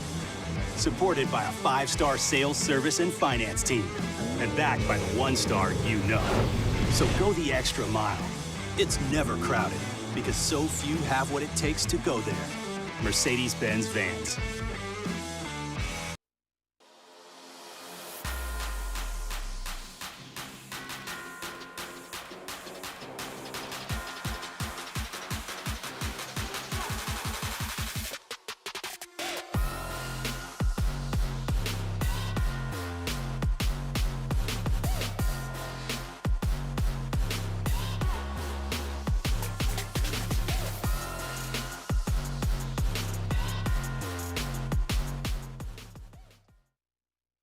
Jerry and Benny Payne began Central Plumbing Company out of their driveway in Tanglewood Subdivision. 50 years later and 4 generations down the road, we continue to serve Baton Rouge and the surrounding areas for all of their plumbing needs. Residential, commercial, industrial, or hospitality, Central Plumbing is here 24/7, 365. We want to thank our customers, family, and friends for 50 years of success. And looking forward to 50 more. Electricity is all around us, and our families depend on it. Every day is sparked by the power of a cold drink or a warm meal, a movie night, and a comforting light at the end of a dark hallway. From sunrise to sunset, playtime to bedtime, our team is ready to take care of your electrical needs, even in the case of an after-hours emergency. The light in your life shines brighter with Mr. Electric.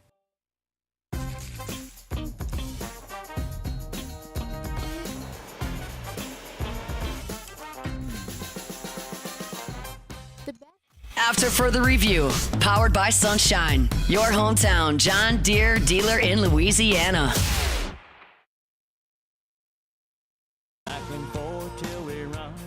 Congratulations to Cecil Thomas from St. Francisville. Cecil is the Week 7 winner in our 2024 Pick'em contest. He wins a Hooters wing party for 10 people.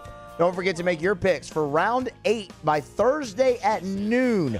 Weekly winners will receive a Hooters wing party for 10 people, and the first place season-long champion will receive a 75-inch 4K flat-screen TV and soundbar plus free Hooters wing for an entire year. It's the 2024 College Football Pick'em presented by Hooters. I'll give a hat tip to USA Today. They put out their bowl projections, and bowl projections aren't worth the paper they're printed on. It's just a conversation starter and something that allows us to keep the conversation going and flowing at this time of the year as each week proceeds. And there's different ways to do bowl projections, like Heather Dinich, who was here with us last week on Tuesday, when she puts out her bracketology, her bowl, college football playoff bracketology. It's if the playoff were held today, this is how it looks. There are others that do it as a projection. So like USA Today is based on the sample that you have now, they're projecting what they think will happen. And they have LSU hosting Miami in the college football playoff, and Alabama has fallen out of the college football playoff. The buys they have as the top four champions, of course, being Iowa State, Texas, Ohio State, and Clemson. Not necessarily in that order, of course, but Texas of the SEC, Ohio State of the Big Ten, Clemson of the ACC, Iowa State of the Big 12, and I think that's probably a good bet. The at-large spots, Miami at LSU, Kansas State at Penn State, Notre Dame at Oregon, Boise State at Georgia. So you notice no Ole Miss, obviously by virtue of their loss, eliminated, and no Alabama as well, not by virtue of their loss, but by the fact that they look terrible. I mean, it's a very real thing to look at Alabama right now, and despite the fact that pollsters are largely cowards and it's just a ton of groupthink, and that's why I don't really care about polls, because they are irrelevant. They don't factor into anything anymore. But polls are generally a lot of groupthink. If you lose, you got to fall. If you win, you go up. It's the same stupid stuff all the time. But in this instance, you're looking at an Alabama team that so far this season, we saw tied midway through the fourth quarter in their home field against South Florida. They built a big lead against Georgia on their home field, in large part because of Georgia throwing up on themselves, but then blew a 28-point lead on their home field, allowed 40 to Vanderbilt, who controlled the entire game, and then blew a 14-point lead on their home field to South Carolina, allowed Carolina to rally, take a second-half lead. They volleyed the lead back and forth. Carolina had a chance to tie it at the end and then was going for a win when they got an onside kick. Like, Bama's not good. Bama's not elite. They're good. It's the thing I've been saying for 9 months now. They're fine. They're going to be good. It'll be a good program. They'll win 9 games. They'll be good. They're just not going to be elite and invincible. And you're starting to see more and more people have a realization of that. Like, if I asked you this right now, honestly, of the next 3 games at Arkansas in an obvious letdown spot against a team that always plays you tough, and they're coming off a bye, at A&M, second of back-to-back road conference games, home against Alabama, which is the one you're maybe least concerned about? I'm not saying that you're incapable of losing. You could lose any of those 3. I think you could win all 3. You could lose You could lose any of the. I don't think you're losing all 3, but you could beat any of those teams. You could lose any of those teams. But if I'm ranking them, the home game against Alabama is the one that I would say I'm least concerned about. Again, I'm not saying slam dunk they're gonna, but not at all. I'm just saying if you're ranking them, I think going to A&M, second of back-to-back road conference games, third consecutive physical game that against an A&M team that's just coming off a bye, then goes to Mississippi State. That would be, in my opinion, the hardest game of those 3. I think this one at Arkansas coming off a bye, you have an emotional spot, right? Same thing 2 years ago. You beat Bama, you storm the field, all that stuff. A week later, you got to go up to Fayetteville against a team playing their second and then third quarterback, and you end up in a 13-10 ball game, like a dogfight against a terrible Arkansas team. And now you got to go play a good Arkansas team that's coming off their bye when you just had a dogfight all the way into overtime. That's a scary spot. At home, coming off the bye against a Bama team that can't stop anybody, I like LSU in that one a lot.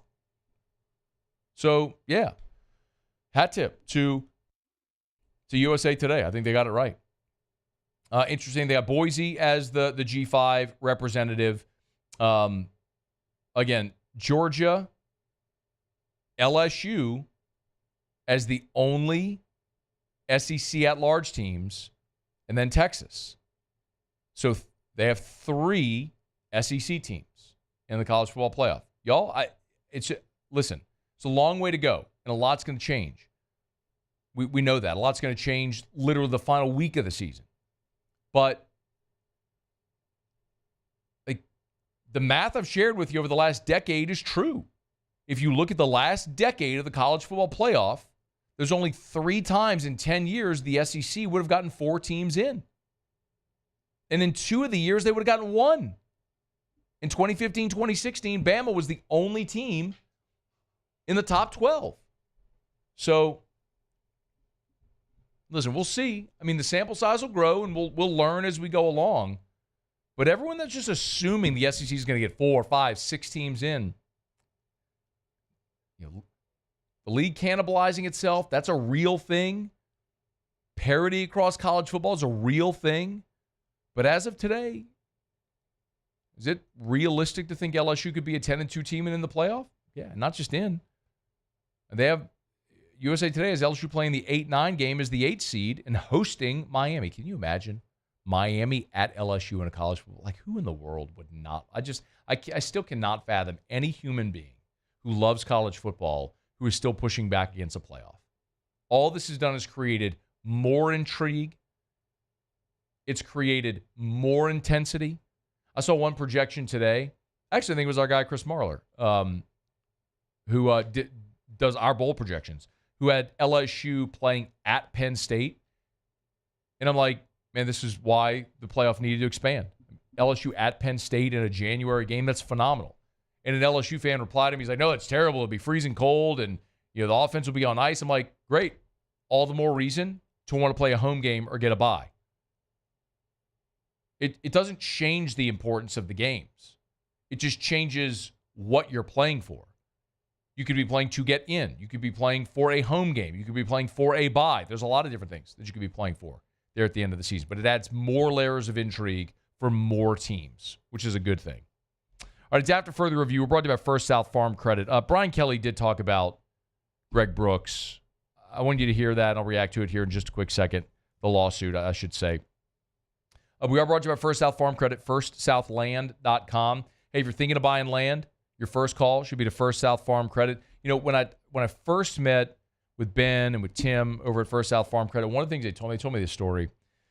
Whenever you buy land, you purchase land, you borrow from First South Farm Credit, they'll say, hey, listen, if there's an opportunity to modify your loan, if rates decrease or anything, we'll call you. And they told me a story one time of a borrower who kind of claimed BS. And then a year or two later, whatever it was, rates dipped. They called him, and he said, man, I can't believe you actually did this. Of course. They will modify your loan. And they'll call you and tell you why it's beneficial. It's a real thing they do. I had lunch a couple weeks ago. Tim was telling me in the last 2 weeks they've done $200 million in loan modifications when rates came down. Great people. Been doing it since 1916.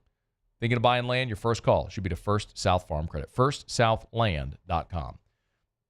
On Friday, we learned of the lawsuit that Greg Brooks' family has filed against LSU, Our Lady of the Lake Regional Medical Center. Both LSU and Our Lady of the Lake just released brief statements to Yahoo. Ross Dellinger, who had the report of the lawsuit, the first report of the lawsuit. Brian Kelly on Monday was asked about the lawsuit. Here's what he said. I think it's well known, and we've talked about the love that we have, our entire team, for Greg Brooks, a leader, beloved by his teammates, and we'll continue to have that. But unfortunately, lawsuits come out in our culture, in our society every day, and it is what it is. But it doesn't change the way we feel about Greg. And our support is going to be there. We hope and pray for only the best for him. But when it comes to lawsuits, our kids, players, coaches, we just really focus on Greg and hope and pray that he's one and the guy that we focus on and we stay away from anything that has legal ramifications. I'm not sure that there's much more Brian Kelly could have said. Obviously show your love and support for the player, which he did. And Brian Kelly's not going to get in any of the legalities. That's what lawyers are for, and they'll have their day in the lawsuit. We'll see what transpires. I think we could all agree that to whatever extent they can, LSU should provide resources for Greg Brooks and his family. And I'm certain they will. But as it develops, we'll follow it. If you're interested, many of you know I do host a podcast, Locked on LSU. It's a daily LSU podcast. I'd appreciate it if you go subscribe, YouTube or on your favorite podcast app, Locked on LSU. I believe it was Saturday. Well, the lawsuit was Friday. So Saturday I had an episode, about a 15-minute episode dedicated just to the Greg Brooks situation. So if you are interested in my full thoughts on that and everything therein, you can get it there at Locked on LSU. All right, let me knock out a break. Tuesday show is powered by Sunshine, your hometown John Deere dealer in Louisiana, sunnyquip.com, sunnyquip.com. Sean Salisbury in 15 minutes with Tigers and the Pros. When we come back, it's AFR. AFR. Love telling you about NIL deals done right. Duplessis Builders has certainly done that. Had the good. And sometimes you get lucky in life. At Duplessis, of course, you need that pool, that outdoor kitchen, that backyard paradise. Duplessis Builders can help you do that. Well, they did an NIL deal with Kyron Lacey and Harlan Berry, and within the month of doing the NIL deal with Kyron Lacey, he has a forever moment. Of course, the game-winning touchdown pass in overtime against Ole Miss this past weekend. We're going to be releasing more clips of the sit-down that I had with Kyron Lacey and Harlan Berry just a couple of Sundays ago. But bottom line is, you want a beautiful pool, outdoor kitchen? Listen, Derek Duplessis got his mechanical engineering degree from LSU. He's going to build you a beautiful pool that'll last. That's why you get a 10-year workmanship warranty when the industry standard is 1 year. But you're also support a great company that supports the Tigers. It's DuplessisBuilders.net. Check them out online, DuplessisBuilders.net.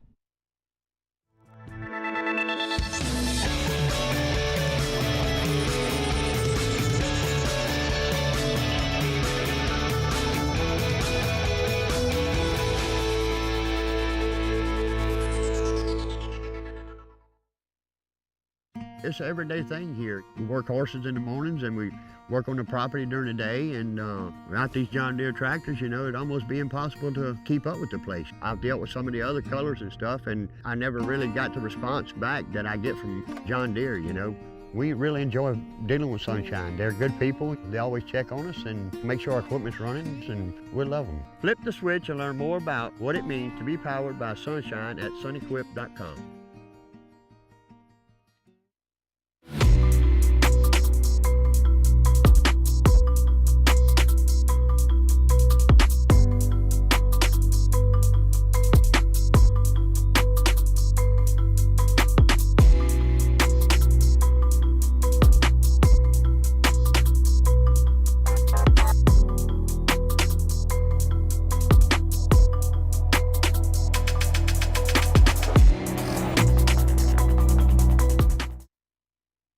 At Luba Workers' Comp, our journey began over 30 years ago with a simple belief: our clients come first. At Luba, our business has always been focused on people, not policies. Through every success and challenge, we've continued to grow because we've stayed true to our values, committed to providing you with genuine dependability. Because your well-being is more than a priority. It's our purpose.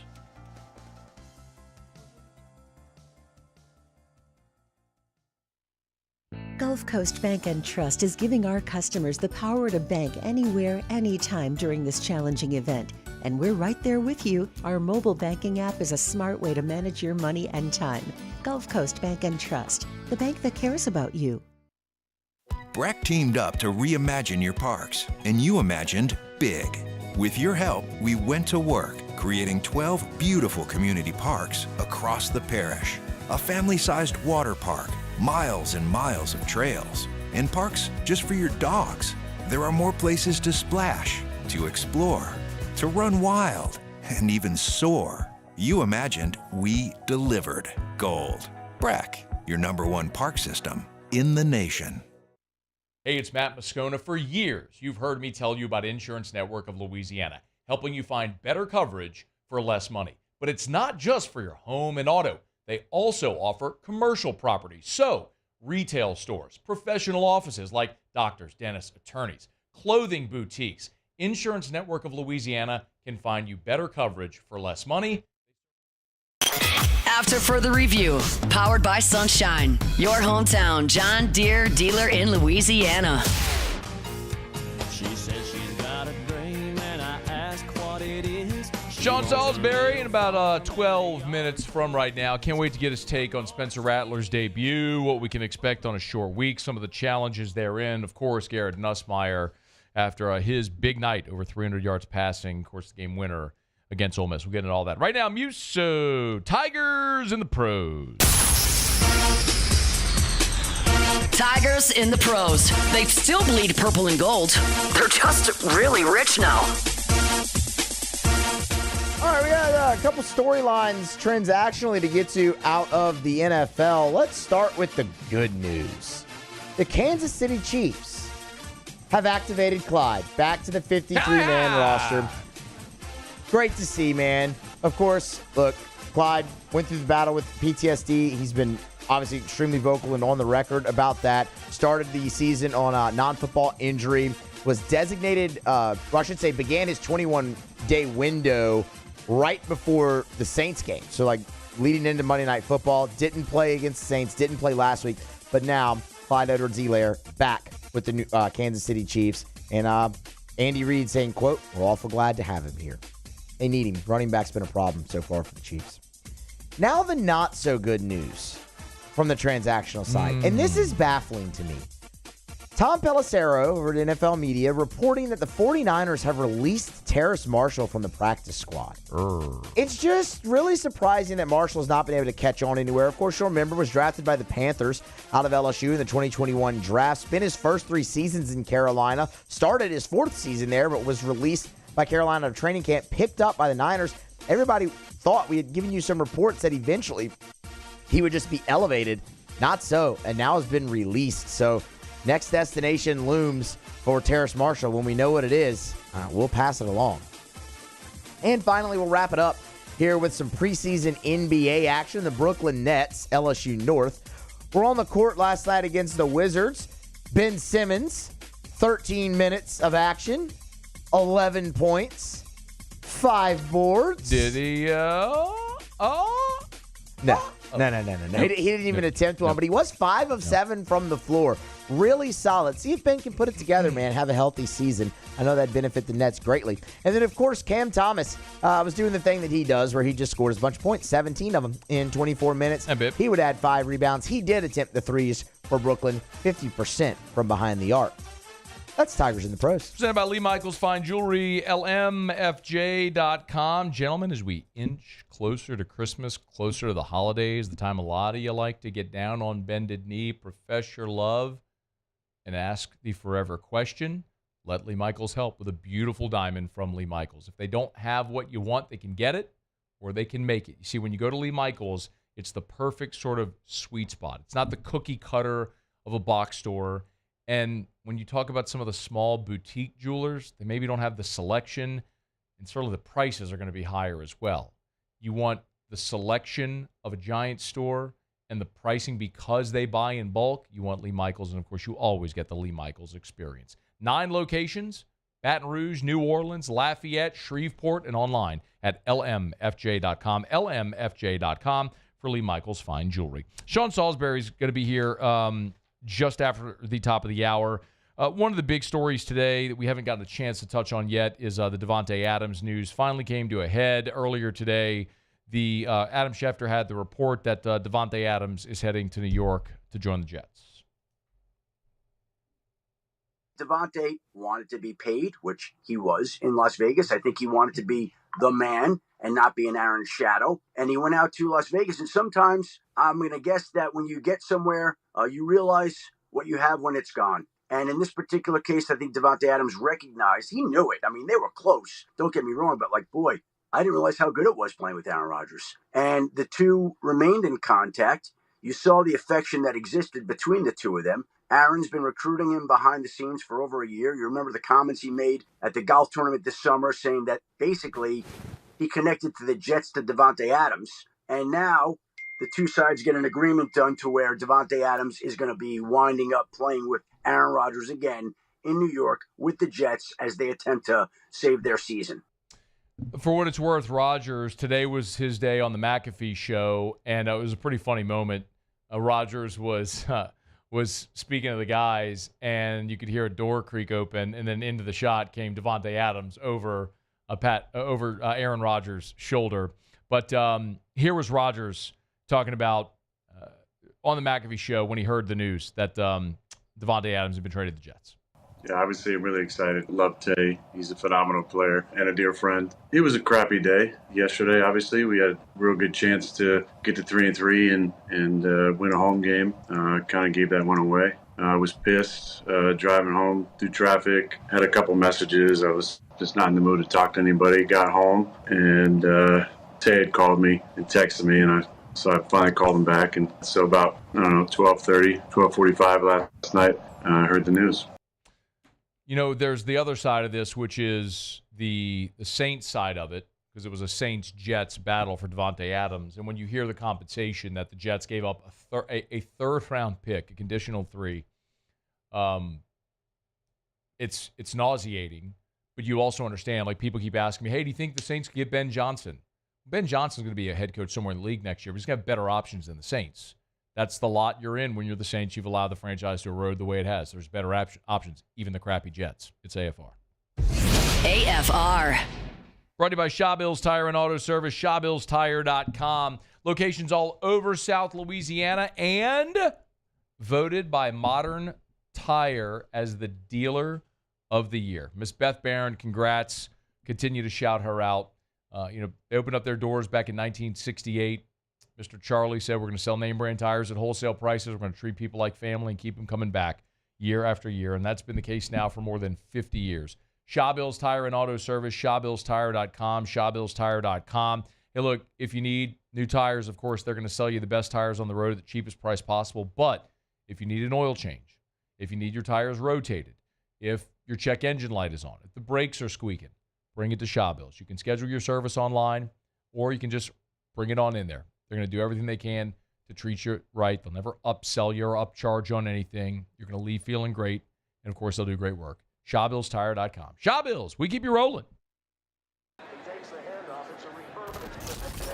When you can't rely on technology,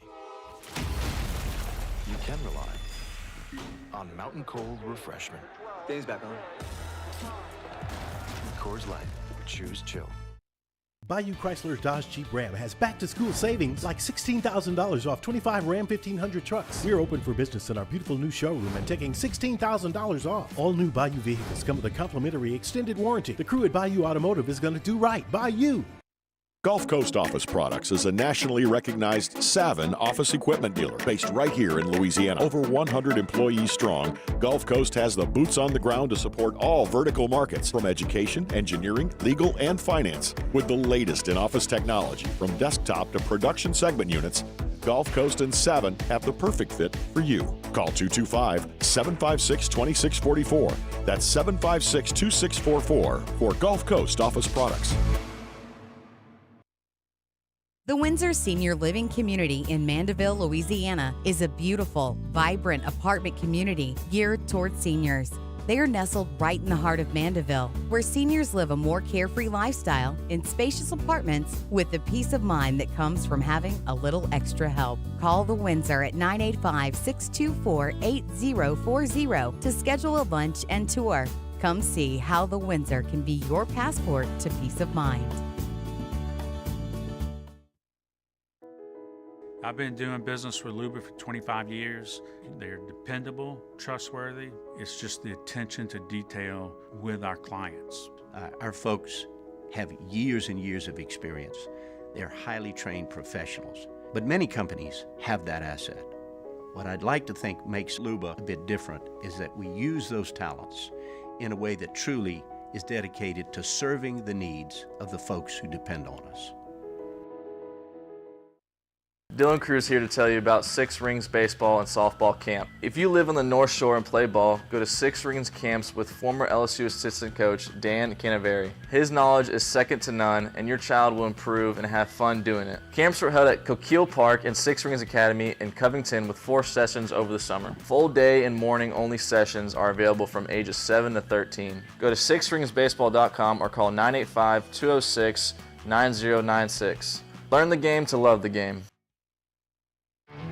There it is, the extra mile, on the border of expected and extraordinary for those willing to go further, like vans customized for work or play, with safety and tech to keep you connected, supported by a 5-star sales, service, and finance team, and backed by the 1-star you know. So go the extra mile. It's never crowded, because so few have what it takes to go there. Mercedes-Benz Vans.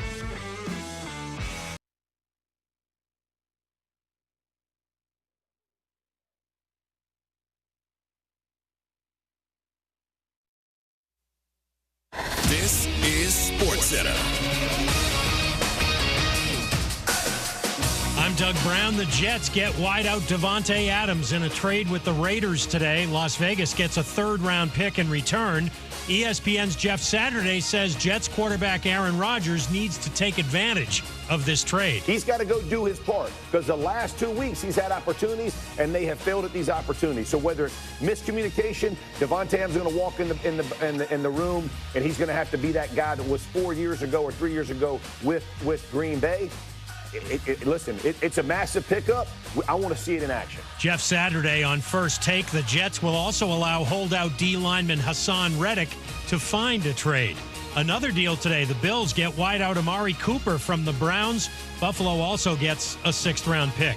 NFL owners approve minority ownership stakes in the Raiders for Tom Brady and former Raider Richard Seymour. The Yankees and Guardians play Game 2 of the ALCS tonight in the Bronx. Coverage starts at 7 Eastern on ESPN Radio. ESPN Radio is presented by Progressive Insurance. Make sure your family is well taken care of with life insurance. Protect your phones, laptops, and more with electronic device insurance. And cover your furry friends with pet health insurance. Matt Moscona. I'm very important. After further review. Say it one more time. After further review with Matt Moscona. And here we go. Live from the Mercedes-Benz of Baton Rouge studio. Let's ride! Go!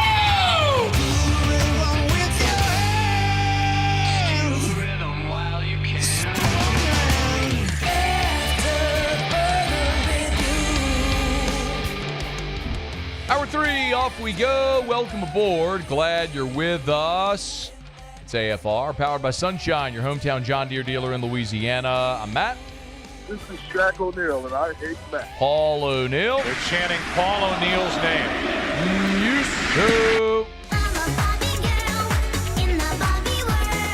And Mr. Toby Tom Blake.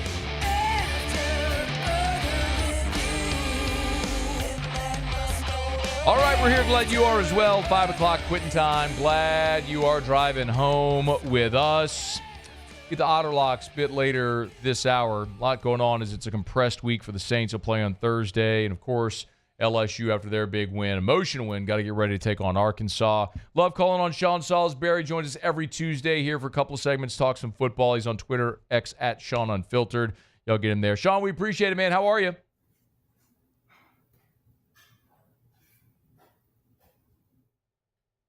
Can he not hear me or? Okay, let's give him a call. All right, we'll see. We'll get. We have Sean on video each week. I think there's something going where we can hear him. I don't know that he can hear me. So we'll work on some plug in there. Maybe we'll give him a shout. But all right, we'll just call him. In particular, I do want to ask Sean about Spencer Rattler's debut. An enviable spot, obviously short week after Carr was injured on Monday Night Football, so starting in the NFL is hard to begin with, and he had to do it there on after a Monday Night Football game, so a short week, and now an even shorter week for his second start. So we'll get to that with Sean, and I want his thoughts on I really want to ask him, I don't want to harp too much on the touchdown pass from Garrett Nussmeier, but it's just so fascinating to me that in that moment, with so much on the line, to take the shot like he did into the end zone instead of taking something underneath to get the first down and give yourself an opportunity there to move the sticks and keep that drive going. Sean, can you hear me? You got me? Okay. All right. All right, we got Sean? Okay, fantastic. All right, Sean, I'm guessing you can hear me now. Appreciate the time as always. How are you? I'm good, man. How are you? Awesome. Sound great, man. I'm doing great. Thank you so much. Hey, look, we're all doing great here after the Tigers win. Wish the Saints were doing better. But let's start there with Spencer Rattler. Made his debut on Sunday. I'm curious what you thought. I thought he hung in there and played at times like a guy who gets it and times like a rookie. I don't think his team helped him much. I don't. They didn't give him much chance. It wouldn't have mattered if Derek Carr was in there. They got no shot. Yeah. I mean, you give up 300 plus yards passing. Guy throws for 4 touchdowns. You still allow him to overcome 3 turnovers. They jumped right back into it in the second quarter, meaning the Saints, and then you let him rush for 275 yards. You're not beating anybody. Yeah. Saints won. It wouldn't have mattered if Brady was. It wouldn't matter if your defense, and shockingly, and you know, Matt, how I feel about their defense. They couldn't tackle you and me, and maybe they couldn't tackle me, you, or my guy Josh Ennis. Hopefully, Josh is listening. My guy, none of us 3 together. Maybe even Eddie Martini. Eddie may catch a few balls in the slot. So inside jokes. I know people don't get it. Those are all people we know. But the point is, I was actually pleased with some of the decisions he made. He made some, he did some things that he's going to have to grow with, and he's going to get a chance to, because it comes at you quick. The next game. But he looked in between the guy that was a extremely talented first round type pick to the guy who looked like he was drafted in the middle of a draft, and to a rookie. Yeah. But Spencer Rattler's a talented guy. He is, and he used his feet a couple times to escape, but you're trying to overcome it, and got him back into it. And then the defense, we don't say this often in New Orleans, the defense let him down, and I thought he hung in there pretty good, taking some hits and doing his thing. What'll happen, Matty, is his decisions, even though you think in college at a Power 5 school like Oklahoma and South Carolina that, oh, man, it's okay. It can't be that much faster. It is. And so the decisions of coming out and where to throw it in pre-snap recognition, that you can't expect a first-start rookie to understand where he's throwing. I guarantee you came out of that game, you woke up the next morning, watched the tape, said, I really don't know where I'm going with this ball. And I don't mean that negative. That's just the way it works. So I'm anxious to see start number 2 and how he adjusts. I really am. And he played against the Tampa team that's veteran. We told you that they were going to, we talked about it. Their defense has not been a strength this year, although they've got some players that you'd think they'd be better. I thought Tampa's defense would do some good things against the rookie. I didn't expect Baker Mayfield's offense to have it that easy. Cool. And so now you're playing catch up, man, from the beginning of the game. You're playing catch up. You get back into it in the second quarter, and then, the pull away and stuff. But turnovers. But I thought he made proud, and he's worthy of another start. And I think that Spencer Rattler's got some potential. It's just this physical stuff doesn't concern me. It's just going to be it doesn't concern me, the mental stuff. But early on, it's going to be growing pains, and they're just going to have to continue to put him in situations to be successful. But when you're in a chase mode, you're giving up that many points. It wouldn't matter who the quarterback was against Tampa. You weren't going to win. Yeah. Now the challenge, though, for the second start is an even shorter week. So what are the real obstacles for Spencer Rattler playing on Sunday and having to turn right back around and get ready to play on Thursday? Right. People look at that as a negative sometimes. I'm not sure it is. Okay. Because in this week, I mean, at times it can be. Like if you're a team that's got veteran quarterback and the quick turnaround and injuries and beat up. But for a young quarterback, one is you don't let it fester and start to sit there, because listen, if you're anything like I am, OCD, that you sit there and go over the things you didn't do right. And most quarterbacks I know do that. They don't live on the stuff. Cheer for themselves. They're going over, how did I miss that read? Why did I miss the hot? I should have hung in the pocket a little longer, which we'll get to the college part of this. Mm-hmm. And I can't wait to talk about Nussmeier. Okay. I just can't. But with the Rattler, so in a short week, what happens, Matty, is that you're not tempted as a coordinator and as a staff to overload a guy with too much stuff, because you're like, well, we could have done this, and start overturning all kinds of stuff. You don't need to. Instead of now focus on what you did well, take that against the coverages and fronts you're going to see this week. And let's instead of operating 50 things that we did kind of okay, let's operate 15 things that we did pretty damn good. Mm-hmm. And so it almost becomes a preseason game for the quarterback. Understand what I'm saying about this. You don't prepare for defenses in a preseason, right? You're working on your offense during a preseason game, just what you do. You're not watching tape on the other opponent in preseason. they'll tell you, hey, they play cover 2, cover 3, 2-man cover. They play quarters, and they'll blitz you with a 4-a-week once in a while. And here's the fronts they play. They'll tell you that, but you're not studying them now. With the regular season, you're studying, okay, their tendencies. What do they like to do? But you can now, even though it's a short week, you don't let what last week fester. You don't have to, you get to back at it quickly. The practices are condensed because you're putting a lot of stuff in quickly. And now he gets to go back and just respond and react. So watch that tape, blow it out, look at the things you can do and take it with you. So I think at times a short week for a young quarterback's not a bad thing, because now, listen, go over what they do well. Don't borrow trouble and start creating stuff. Here's the majority of the coverages. Here's what they do. I know I'm a rookie. I know they're going to give me some stuff that I haven't seen.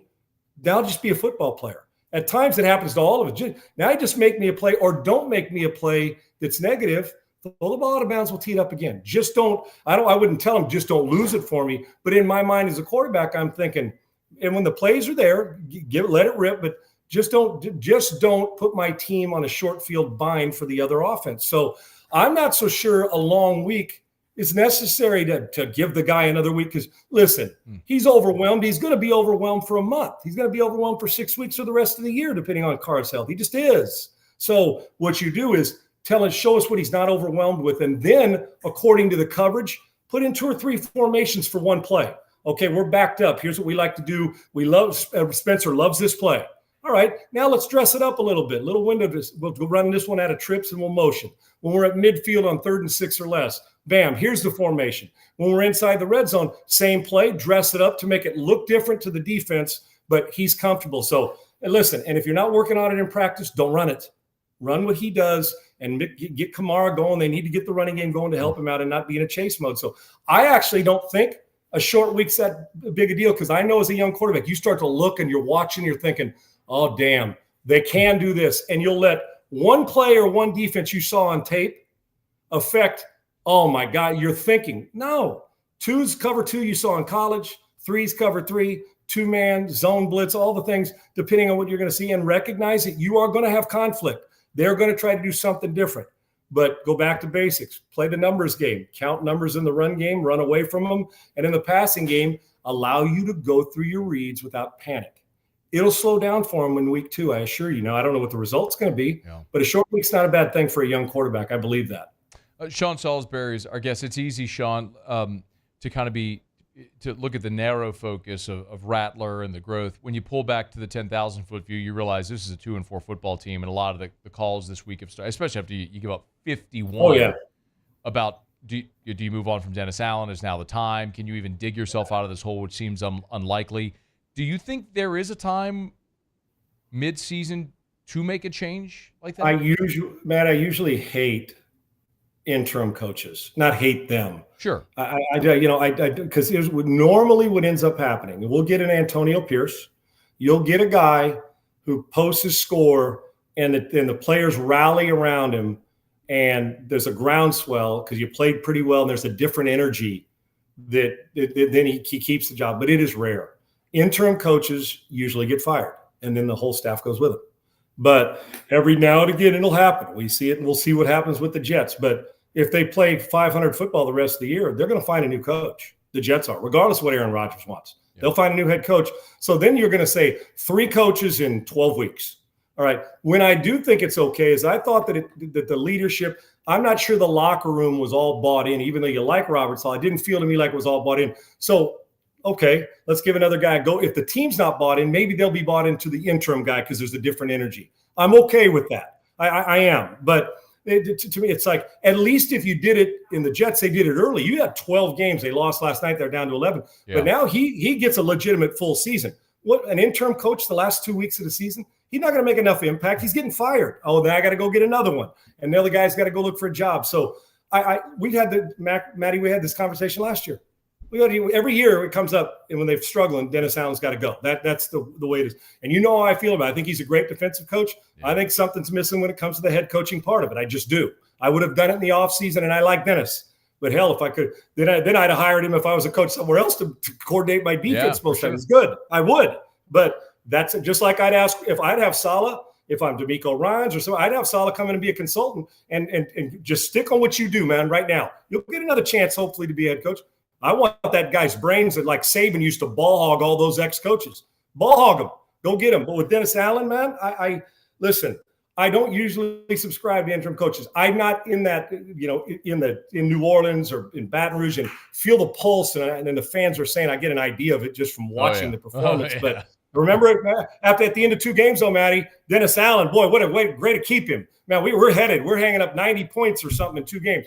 But the sustaining of the same things happen. And if you keep repeating the same errors, then I do have to make a change. So to me, and they're, with injuries, they're not as talented as they've been.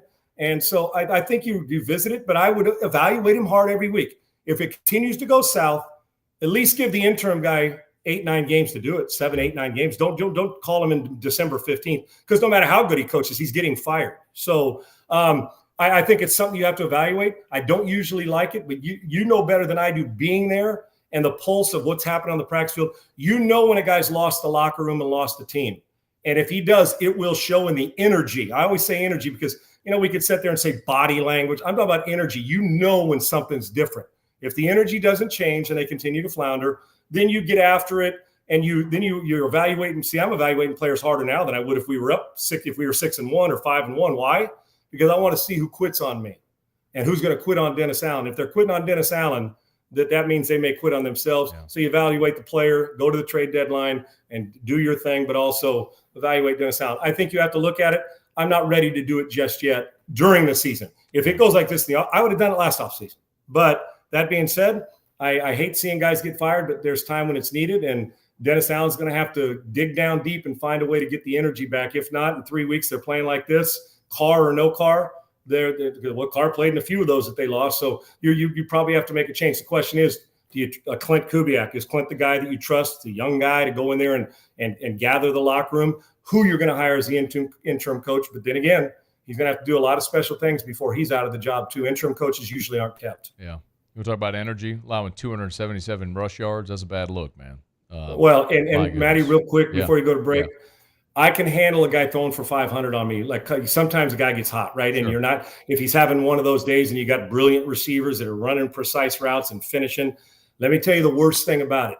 A boxer getting knocked out on one swing when he's backing away from the left from a guy, and then he uncoils and hits the right and knocks him out. That guy always wants a rematch. You got lucky with that shot to the face. It's the body blows. It's the constant shot to your ego and stealing your soul. And when somebody rushes on damn near 300 yards on you, that ain't a lucky knockout. That's we're beating your brains, and I have to hit you in the face. I'm just going to pound away, and then you're deflated. That's a deflating way to get your ass kicked. If you want to get your ass kicked, hit me with some big plays and a guy makes a diving catch. But you hit me in the gut that many times and I start to throw up, those are the ones that are hard to come back from, not in just 1 week, but the rest of the season, because there's something missing. And they got physically manhandled at the line of scrimmage. All right. Let's talk about Nussmeier. We'll do it next. It's AFR. AFR. Brought to you by Darren James and Associates, brokered by LPT Realty. My guy DJ was at the airport this morning. I was told he's flying to Florida, going to speak at an AI conference. Darren's everywhere, man. Look, when you are the number 1 realtor in the state of Louisiana, when you're number 13 in America on the Wall Street Journal Real Trends list of the top 1% of realtors in America, that's based on the number of homes sold. This is objective data. Yeah. You get to fly all over the country and the world. You get to speak at different conferences, and people want to know your secrets because you're the best. That's Darren James. If you need to sell your home, you need the best. Call Darren James. 335-7666, 335-7666, or agent225.com. That's agent225.com. Call Darren and say, Darren, here's a specs of home. How many buyers do you have looking for a home exactly like the one I'm selling? He can actually give you a number. Ask any other realtor that same question, see what you get. That's why he's different. Call him today. It's Darren James. I've been doing business with Loomis for 25 years. They're dependable, trustworthy. It's just the attention to detail with our clients. Our folks have years and years of experience. They're highly trained professionals. But many companies have that asset. What I'd like to think makes Luba a bit different is that we use those talents in a way that truly is dedicated to serving the needs of the folks who depend on us.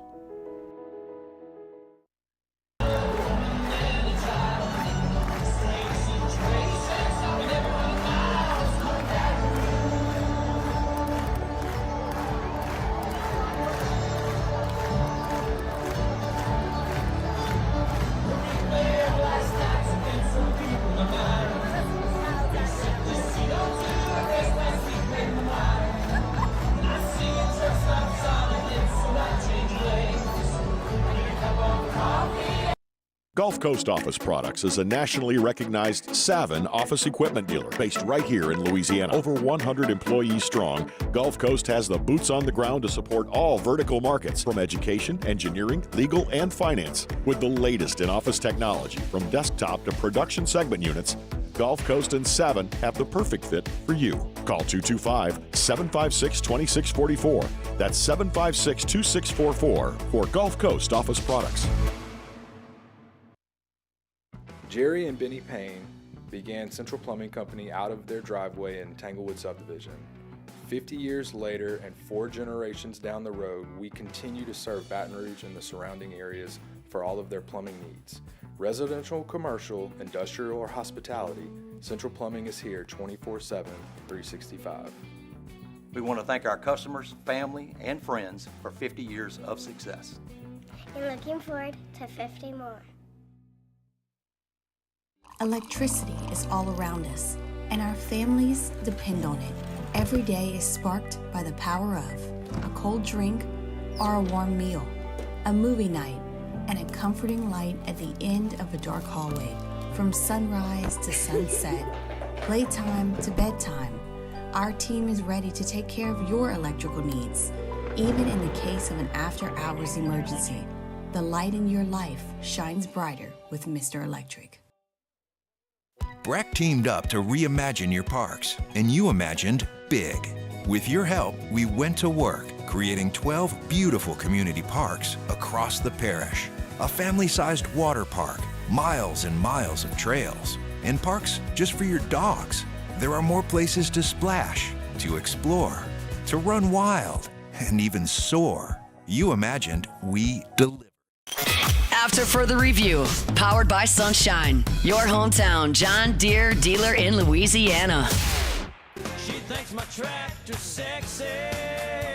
Appreciate our friends over at Sunshine, your hometown John Deere dealer in Louisiana, sunequip.com. Of course, farmers, everybody in agriculture knows about Sunshine John Deere, but the zero-turn mowers, the gators, they got you over at sunequip.com, sunequip.com. Always our pleasure to spend this time with Sean Salsbury every Tuesday. It's incredible information and knowledge he shares with us each week. All right, man, we started. You said you were excited to talk about Nussmeier. There's things I want to ask, but I'm going to give you a blank canvas here. What's on your mind? Well, I'll just say this. Is there a tougher player at the position, mentally tougher player? Physically is obvious. A mentally tougher player at the position in the country right now? If there is, this year, I haven't seen him. I love guys. This is going to sound odd. Any of us, including me, Matty, at times, could play really well when things are going great. It's when things kind of go to hell in a handbasket. You put your team in a bind with a couple turnovers.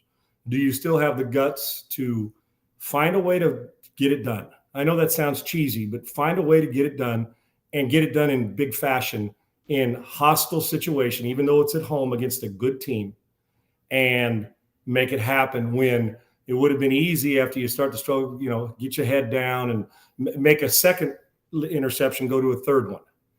I'm going to tell you something, man. I think that the LSU is one of the sneaky players in this because, well, their defense, let's not, before I get going, their defense, that's who LSU is supposed to be defensively in that football game. But back to Nussmeier, when you got that guy, which LSU knows about that guy, Burrow, and look what our guy is doing in Washington right now. Jaden Daniels, the way he's playing. So Nussmeier's, first of all, his DNA, it doesn't fall far from the tree. His dad was a tough guy, but this guy is different.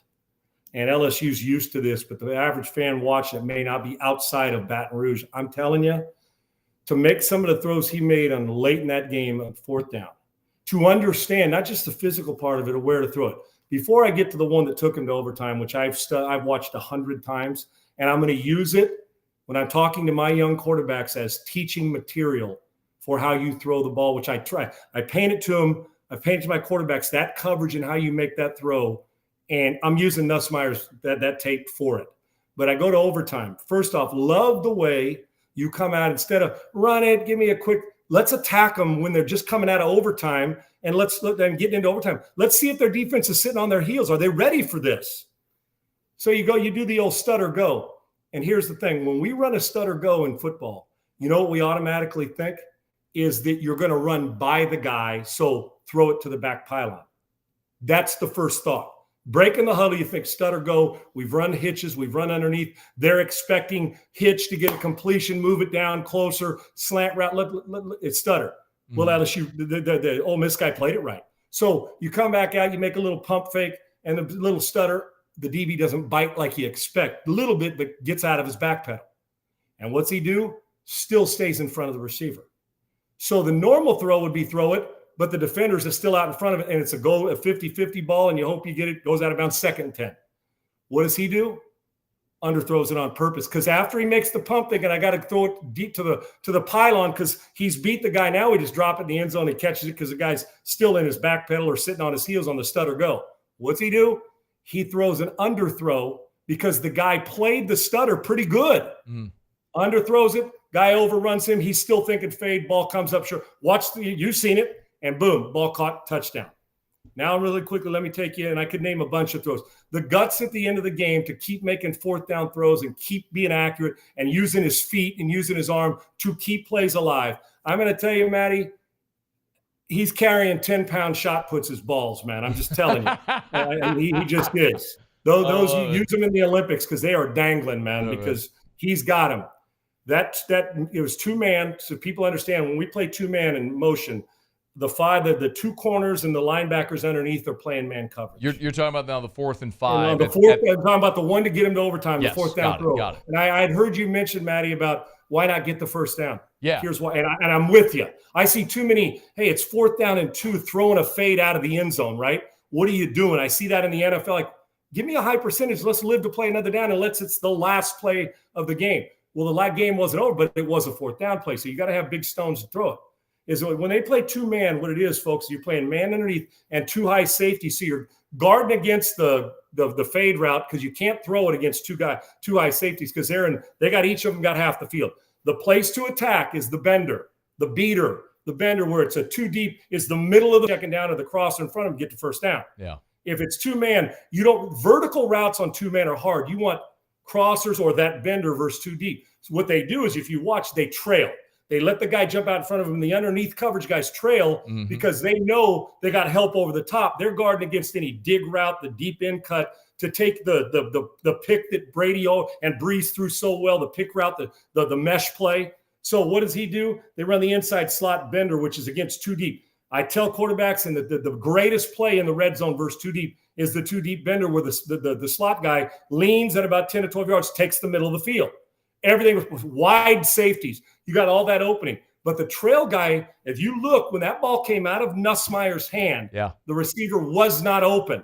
The trail guy was trailing, and you can't – matter of fact, the receiver couldn't see Nussmeier, and Nussmeier can't see the receiver. But here's the number one, what I was telling you about young quarterbacks. This is the epitome and the perfect example of throwing of anticipation. I'm sure he's talked to his old man about this a million times, but anticipation of trusting what you see, and that means pre-snap. He knew damn well when that ball was snapped because they motioned, it's man because they followed the guy across. Okay, we got motion. Man, is it man everywhere? He saw the 2 high safeties. They're playing man under and 2 deep zone. So he knows right now, I'm going for the bender. Yeah. I'm gonna throw, and he throws him open. Guy leans, runs. The ball comes out, and if you look at I love the end zone shot of it because the ball is out and it's a 1 ball. We call layering 1, 2, 3. So you got to get it over anybody underneath, but it's a rip shot, and he throws that ball with anticipation. He doesn't see the receiver's eyes or the jersey. Everybody's back is turned, and he throws him open. He threw it exactly where you had to throw it with the right. If that ball's too high, somebody makes it, safety comes off, his guy may make an adjustment. It's got to be the right trajectory. It's got to be thrown on time. Put your foot in the ground and let it rip. And you can't be, well, should I throw it? It is once you know coverage pre-snap, you say, the bender's going to beat him. Bam, throws him open. You could teach a lot of Sunday guys that throw. That is a throw that is against 2-man. They've got the great coverage on. The problem is the throw, if he's hesitant, the guy beats him to the bender, the guy he'll undercut him. So what's he do? He leans, ball's out, runs right through it. You have that is a difficult throw, but a friggin' great one. And then I'm thinking, I'm watching Stones to get him in that position. I'm saying, I don't know what's going to happen. But then on 4th down, that dude makes a rip shot bender throw versus 2-man, and anticipates, when you throw it, I guarantee people are at home. If you see it, go, no! Oh, my gosh. So today, I've seen a lot of great throws in college football this year, but in the moment of that game, in your home crowd audience, toughest place to play, but it's at home. And you've had a tough game, because if he would coming out of that game, they would have talked how tough he was and how good he is. But man, Nuss put us in a couple bad situations. But to not worry about it, not let the first quarter or second or any other throw bother him, and then to have the guts to pull the trigger, because a lot of times if you make mistakes early, you're hesitant to make that throw. He hits the bender on a rip shot for the touchdown and then goes down and they attack right off the beat and go and score. I loved it, and that will be in my teaching files on how to throw a 2-deep bender versus 2-zone or 2-man with anticipation and throwing a receiver open. And that's the only way that ball gets fit in there. I love it so much, man. You know, it's funny. I just used up your whole segment, dude. I just want to keep talking about him because I've been impressed every week, but there's just another step to a game of that magnitude, 2 playoff caliber teams. And for him to have the nuts to throw that ball in there, God bless him, man. I loved it. I'm so glad it's where you went. Because so Sean, the question I asked Brian Kelly in this press conference yesterday was about that play.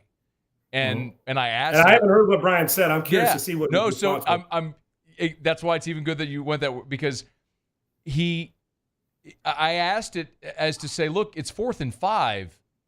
Like, if you don't get 5 yards, the game is over. And you took a shot. So was that the call, or did Garrett? And he went through. He said, well, you know, it was the third read in the progression, so he went through his progressions. But the way you said it was like, no. He knew immediately where he was going with that ball, and we're showing the clip, Sean. I mean, he ain't going through 3 progressions, dog. I mean, he hit that back foot, and it was out of his hand. It was incredible. Listen, Brian's right. You're designing that play. Well, maybe we got something a little safer. Yeah. Right. By the way, Xavion Thomas is coming on a crosser at the 10-yard line, and he is open by 5 yards. I mean, it's his first and goal. Some kind of big route. Everything you want, horizontal runaways versus 2-man. Yes. And it's all. That's why playing this quarterback position is so great. Yeah, coach, I get it. But I got the ball in my hand, and I make the decision. And he'll live with the decision. I mean, Nuss would. What I love is that, okay, he goes through it, but breaking that huddle and seeing, okay, motion across man. And he saw the safeties, and it's not just pre-snap, but the second the ball snapped, fly to their deep half. So he's sitting there thinking, okay, if I have to reset my feet and hit the crosser, I will, but hell no. Yeah. I'm putting a foot down on their throat, and then you got to execute the throw. The decision was great, but it's all fun and game. That's why I love a quarterback. Don't come and tell me, what'd you think you see? What'd you see? I'll never blame you if you saw something from the quarterback's day. If you come on and say, well, I thought it. No, don't think anything. You saw a motion man, wide safeties. You had a guy if you needed to reset your feet and you couldn't pull the trigger. I can promise you, Nuss knew when that ball was with the motion and they split, and right when the ball snapped and pre-snap, where he wanted to go with the ball, and it presented that big window for him to rip it in, but it didn't look like a window because the trail man guy could have undercut it if it's not the perfect throw or with perfect anticipation. Yeah, and Brian probably said, well, the third one, but he's got a big old smile on his face, realizing that his quarterback had the balls Brian wants him to have to take that shot, but also make that throw. Oh, man. Sean, we're and we got to go, but listen, I'm glad you just did that in the detail you did, because that is a play that I said this on Monday, and I think fans understand it, but for as long as we live, we are going to talk about that play. And so every bit defining moments, right? Yes. Defining plays. Agreed, Matty. I mean, every bit of detail about that is something that we will tell and retell forever. Like forever and ever. It was one of those days and one of those plays. And I know you got to go, but listen, if they go on and get where they want to go this year, you're going to look back at that series, from that, and then to jump right into overtime. And it wasn't a misthrow. It was a smart throw because the stutter didn't work on the DB. So he put together some great decision-making, which those guys that coach on Sunday are going to friggin' love. Yeah, man. Great stuff as always. Sean Salisbury. I'll get him on Twitter, X at Sean Unfiltered. You're the best, man. We appreciate you so much. Appreciate it. Loved it, man. Thanks. Congrats, man. Hopefully the Saints can match it this week, brother. See you. We need the good vibes with the black and gold as well. That's Sean Salisbury. It's AFR. We'll continue. AFR. God, that was so good. Oh, that was so good. We're brought to you by Rouse's, the official supermarket of the New Orleans Saints. Rouse's.com, Rouse's.com. Hey, check out Rouse's. Hey, look, coming up, I guess I can give you a little bit of a sneak peek on this one. But Rouse's, their Chairman's Reserve USDA Angus Choice Beef Boneless Whole Rump Roast. Starting tomorrow. It's not today. Starting tomorrow. $2.98 a pound. You're going to save $3.51 a pound. Tell you about it all the time, man. You want to save, get the best quality, the best prices. It's Rouse's. Their butchers will cut it, wrap it for free as well. Tasteful selections, bite-sized potatoes, 2 for $5. You can save. You buy 2, save $2.98. Community coffee bags. Look, we have great specials every week over at Rouse's. So go to make your groceries, get them by Rouse's, the official supermarket of the New Orleans Saints. About to open their second Biloxi location here as well. It's Rouse's. Rouse's.com. Rouse's, this feels like home. Join us at Pro Dreams in Mandeville for our special event, A Day of Champions. Meet LSU National Championship winning head coaches Jay Johnson, Skip Burtman, and Paul Maneri. Don't miss your chance to purchase authentic sports memorabilia, autographed by the champions themselves. It's the perfect opportunity to celebrate LSU baseball and take home a piece of history. Visit pro-dreams.com to get your tickets. See you there. At Luba Workers' Comp, our journey began over 30 years ago with a simple belief. Our clients come first. At Luba, our business has always been focused on people, not policies. Through every success and challenge, we've continued to grow because we've stayed true to our values, committed to providing you with genuine dependability. Because your well-being is more than a priority. It's our purpose.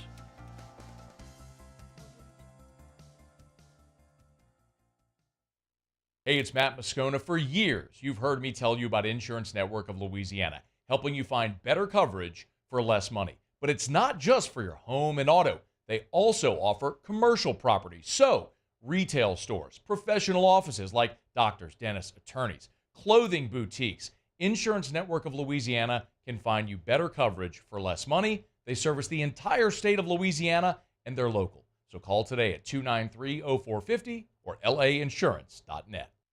Bayou Chrysler Dodge Jeep Ram has back-to-school savings like $16,000 off 25 Ram 1500 trucks. We're open for business in our beautiful new showroom and taking $16,000 off. All new Bayou vehicles come with a complimentary extended warranty. The crew at Bayou Automotive is going to do right by you. Dylan Cruz here to tell you about Six Rings Baseball and Softball Camp. If you live on the North Shore and play ball, go to Six Rings Camps with former LSU assistant coach Dan Canaveri. His knowledge is second to none, and your child will improve and have fun doing it. Camps are held at Coquille Park and Six Rings Academy in Covington with 4 sessions over the summer. Full day and morning only sessions are available from ages 7 to 13. Go to sixringsbaseball.com or call 985-206-9096. Learn the game to love the game. There it is, the extra mile, on the border of expected and extraordinary, for those willing to go further, like vans customized for work or play, with safety and tech to keep you connected, supported by a 5-star sales, service, and finance team, and backed by the 1-star you know. So go the extra mile. It's never crowded, because so few have what it takes to go there. Mercedes-Benz Vans. At Relief Windows, we're more than windows. We're windows, doors, hardy plank, and vinyl siding. But our #1 product is always customer satisfaction. After further review, powered by Sunshine, your hometown John Deere dealer in Louisiana. She's even kind of crazy about my farmer's tan. Red Cake Events and Mestizo Restaurant are celebrating their 25th anniversaries with the Metalachi Monster Mashup and Halloween Costume Contest. It's happening October 25th in Manship. Let's go. Metalachi is the world's first and only heavy metal mariachi fusion band. Say that 5 times real fast. I don't want to. And you can win free tickets and a Mestizo's gift card by showing us your best Halloween costume at 1045ESPN.com. There it is right there. It's the Metalachi Monster Mashup, October 25th at the Manship. Get all the details at 1045ESPN.com. The Metalachi Monster Mashup. That's a mariachi band that plays metal music. Yes. Yes, it is. So, fun fact, shout out to Jim Urdialis over at Mestizo. If you've never been Mestizo, unsolicited, unpaid endorsement. Mestizo is one of my favorite restaurants in Baton Rouge. They're celebrating 25 years. So, fun fact about Mestizo. And for those that don't know, it's Mexican with like a seafood. It's like seafood Mexican. It's incredible. Anyway, I've told y'all before, my freshman year of college, I went away to Holy Cross. After 1 year, moved back, went to LSU. Best decision I ever made in my life. But the original Mestizo was on Sherwood near Coursey. And my dad and I, that year, that would be like our spot. Like I can't remember if it was a Tuesday night or a Wednesday night. They had something special. My dad and I would go to Mestizo all the time. Margaritas are great. The crawfish queso. They do crawfish queso. Crawfish queso. Yeah, that sounds absolutely incredible. Pro tip, if you ever go to Mestizo, they have wheat chips. So you're used to your corn tortillas, right? Like the chips, the tortilla chips, the corn chips that you're used to using when you eat salsa and queso and things. You know what I'm talking about? Yeah, no, I got you. Yeah, for sure. I'm looking at the menu right now. Wheat chips. They'll bake them. They'll come out hot. And I'm telling you, do the crawfish queso with the wheat chips. It'll change your life. Love Mestizo. So congrats on 25 years. We had tons of great times there over the years. Sentimental value as well to be in my fam. But our sales director, Jessie Mapes, shout out, she's awesome, came into my office and was like, so do you want to, this is program director Matt, not AFR host Matt. It's like, we have a chance to do Metalachi Monster mashup tickets. Do they want to do a promotion? I was like, come again? Yeah, you were like, excuse me? What? What's that? And then she proceeded to explain to me this, that it's a mariachi band that plays metal music. And she's like, you like metal? Thinking I would be stoked about this. And I'm like, these are two things that I don't know if they go together. I don't know. I'm very, I don't know if mariachi metal goes together. But I am super intrigued. Manship Theater is an awesome venue. And they always sell out everything at the Manship Theater. And there's other things involved in this where, like, for the VIP ticket, I think you get, like, tequila tastings. I don't want to speak out of turn, but there's a lot of stuff. Yeah, there's a lot of, anyway. Can you give me some Metalachi? Can you look it up? I can. I'm kind of taken by this crab and shrimp queso I'm looking at on Mestizo's menu right now. You got to go with the crawfish queso. Oh, I didn't see that, but crab and shrimp sounds pretty darn good. Crawfish queso. Crab and shrimp would be awesome, too. What am I looking up? Metalachi? Metalachi. The Metalachi Monster Mashup. I got to hear a little bit of this before we go. All right, it's after further review.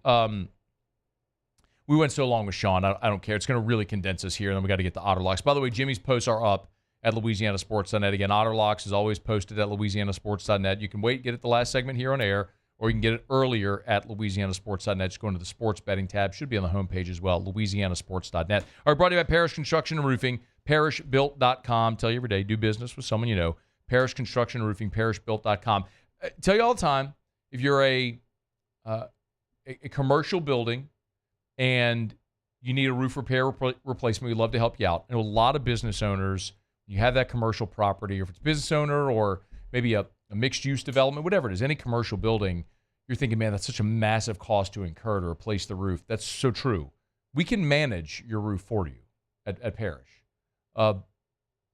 If it's maybe repairs to get you more life and length out of your roof, coating products, there's so many things we could do. Like, we have a silicone coating product that comes with a 20-year warranty. It's about half the cost of a roof replacement. It comes with a 20-year warranty. I mean, you could be done with messing with your roof for 20 years just with that coating product. Let us help you out. Parish Construction and Roofing, parishbuilt.com. Of course, roof repairs, replacements for your home. Our staff is awesome. We got there's a bell in our office whenever there's we get a roof approved. We'll ring the bell. And Linda, who's awesome in our office, formerly worked on the insurance side, now works for the homeowners, and basically does the work, works with the insurance companies to get your claim approved. There was an insurance company that just wanted to approve just a small repair. Linda went to work because she's awesome and got the whole roof replaced. So let us help you. Do business with someone you know. That's me, that's Terrio, that's Richard Tilley, that's our whole crew. That's Joe Morales, who's awesome, and Trent Davis. It's Parish Construction and Roofing, parishbuilt.com, parishbuilt.com. We do work all over the state of Louisiana. So it doesn't matter where you're listening or watching in the state of Louisiana, we can help. parishbuilt.com. Saints injury report. I got to move very quickly here, and my apologies for that. It's just kind of the way that the segment in the hour got condensed because we went long with Sean, but I don't care.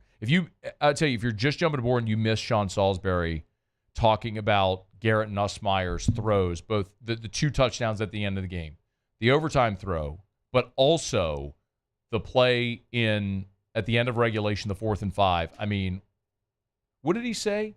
He said that he's got shot put size balls for making that throw. Like they could use them in the Olympics. I mean, it is incredible. Explanation. You don't even have to understand the language he was speaking because he went very, very detailed in verbiage. You don't even have to understand the language, the verbiage that he was using. Just listening to it, it'll translate that. It was incredible. Anyway, Saints were at practice today. Again, short week. Here were your absences at practice. Derek Carr, Taysom Hill, again. Chris Olave, still in the concussion protocol. Pete Werner, still out with the hamstring injury. Rashid Shaheed out with the knee injury. And Cesar Ruiz also absent from practice on Tuesday. Lucas Patrick returned, and then they added Dante Pettis. Remember, Dante Pettis was a second-round pick out of Washington of the 49ers. They signed Dante Pettis to the practice squad. So that kind of lets you know what they're thinking, that there's a really good chance they're not going to have Olave, who's in the concussion protocol, who most certainly isn't going to play, and then Shaheed with the knee injury. So if you're down those 2 guys, what's your best option? Bub Means? I mean, you're talking rolling out Bub Means, Mason Tipton, and probably Dante Pettis. Oh. Against the number 4 defense in the NFL.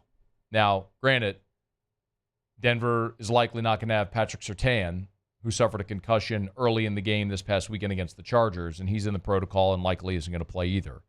So that's a boost for the Saints, but still, man, you have a really steep hill to climb with this quick turnaround. Tomorrow will be the last practice day for the Saints, a walkthrough day before they play on Thursday night. Of course, we'll count you down to it. If you missed anything, Shea Dixon was here in hour 1, our recruiting update. Cory Roelen, New Orleans native, worked at WBRZ here in Baton Rouge, now works in Denver, covers the Broncos. He was here last hour. You just heard Sean Salisbury. If you missed anything, AFR On Demand presented by Breck Golf. Book your teatimegolf.breck.org. Remember, you can get the show on YouTube, the full show on YouTube, clips on YouTube on the After Further Review channels, or if you'd rather listen, the show's podcast by hour. So just pick your favorite podcast app, Apple, Spotify. Just search After Further Review, and it's right there. The show's podcast by hour. You can just download the show there and listen whenever you want. Okay, well, now I got our final break of the show, y'all. Come back, do Otter Locks. Jim, you'll be here. It's AFR. After Further Review. Brought to you by the Watermark Hotel and the Renaissance Hotel. Watermark Downtown, the Renaissance Southtown. 2 amazing hotel properties in Baton Rouge. Love telling you, of course, about the Renaissance right there on Bluebonnet, how they have that sprawling space. Their grand ballroom can host events for up to 500 people. So they use that ballroom for LSU. When LSU, the Friday night for a home game, they use that ballroom for the team meals. I mean, they can host the entire LSU football team for their team meals. But listen, maybe I've been there for awards banquets. I've been there for fundraisers as well.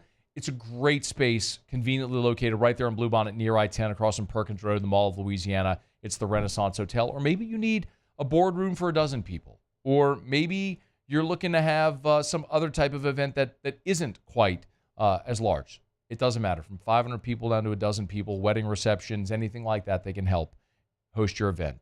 At the Renaissance Hotel, they're in the business of saying yes. It's the Renaissance Hotel. Gulf Coast Bank and Trust is giving our customers the power to bank anywhere, anytime during this challenging event. And we're right there with you. Our mobile banking app is a smart way to manage your money and time. Gulf Coast Bank and Trust, the bank that cares about you. There it is, the extra mile, on the border of expected and extraordinary, for those willing to go further, like vans customized for work or play, with safety and tech to keep you connected. supported by a 5-star sales, service, and finance team, and backed by the 1-star you know. So go the extra mile. It's never crowded because so few have what it takes to go there. Mercedes-Benz Vans.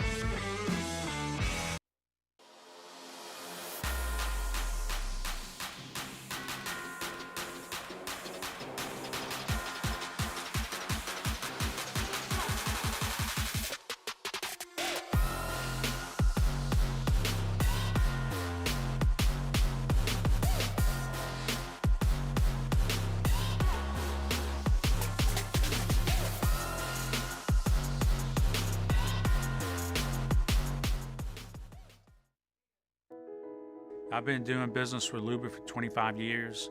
They're dependable, trustworthy. It's just the attention to detail with our clients. Our folks have years and years of experience. They're highly trained professionals, but many companies have that asset.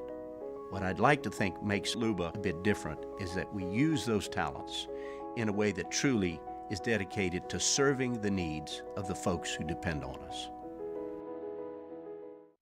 Gulf Coast Office Products is a nationally recognized Savin office equipment dealer based right here in Louisiana. Over 100 employees strong, Gulf Coast has the boots on the ground to support all vertical markets, from education, engineering, legal, and finance. With the latest in office technology, from desktop to production segment units, Gulf Coast and Savin have the perfect fit for you. Call 225-756-2644. That's 756-2644 for Gulf Coast Office Products.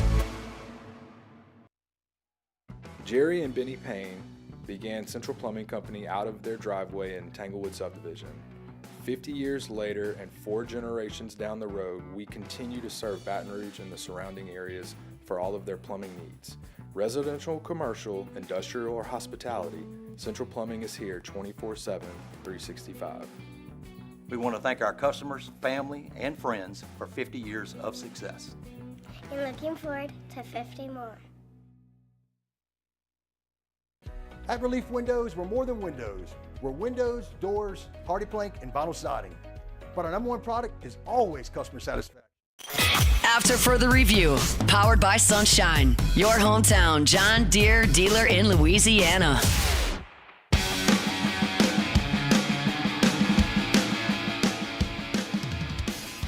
Down the stretch, we come final segment here on a Tuesday edition of AFR, powered by Sunshine, your hometown John Deere dealer in Louisiana. One thing left to do, find out what we're betting on tonight. Time for Otter Locks. Otter Locks. All right, time to win some money. Presented by Lofton Staffing Services. At Lofton, we put people to work. Call us today at 924-0200 or go to lofton.jobs. I think it's safe to say that I won the bet. Otter, how are you? Good, Matt. Oh, damn Jets. You think that the win would affect the visiting team more than the home team, but could have gone either way. Obviously one of those games. So anyway, finished it off, man. Public wins again. What a weekend. And finishes off money line parlays. My buddy Paul Stone on the podcast earlier today. We're talking in between breaks. Is that I don't think they're going to shut down now. I mean, I think they'll keep the lights on. They like to whine when they lose, So anyway. Well, a full slate tonight. Baseball, college football. What are we looking at? Yeah, I like. We're going to do a little zigzag. Dog, favorite dog in the 3 football games tonight, and we're going to take Troy. Getting a quarterback back. They have been struggling. Summerall left him and took best players with him at Tulane. That's obvious. Tulane's good. With South Alabama, this one is a little bit inflated. This should not be quite as big. We're going to take Troy plus the points. In the first one, Middle Tennessee State minus the 8 in the second one. Okay. And then New Mexico State. Remember, we took them last week, and we went against them, rather. Last week, and rolled them up pretty good, Jacksonville State. We're going to look for them to bounce back at this inflated line at home at Las Cruces plus the 11.5. All right. So Troy Middle Tennessee and New Mexico State. As we always mention, Otter Locks goes up at louisianasports.net before Jimmy comes on the show. So if you want to get the plays early, you get them there at louisianasports.net. 1 minute remaining. Any feeling on baseball tonight? Man, tough one. The Yankees are better, but there's no way I'm laying $1.66. If anything, I might play the under. Maybe a little dog and under tonight. So Okay. the 7 is the total. Win is a factor at Yankee Stadium. Again, a lot of wild pitches that scored runs in that early inning for the Yankees to extend that lead. So Bobby and Cole, really two good pitchers tonight on the hill for both teams. Where are you tomorrow, Otter? Where it snows, seafood and steak in Gonzales, Airline Highway at Highway 74. Awesome spot. Catch Charlie and Jimmy every weekday, 11 to 1, therefore live at lunch. Thank you, Otter. Good luck. Good luck. All right, man. 3 college football plays tonight. We'll look forward to that. Big shout out to our friends over at Sunshine, your hometown John Deere dealer in Louisiana. Muse, Paulie, thanks. Y'all have a great night. We'll see you tomorrow at 3. After further review. As we get on down the road, remind you about Relief Windows and ReliefWindows.com. Energy-efficient replacement windows, beautiful entry doors, hardy plank, vinyl siding. They do it all over at Relief Windows. You can check them out. Oh, yeah. They do indoor shutters as well. Relief Windows and ReliefWindows.com. Brandon, Holly, and the gang are just awesome. I tell you often, one of the things that I love so much about Relief Windows is they'll tell you they're not perfect.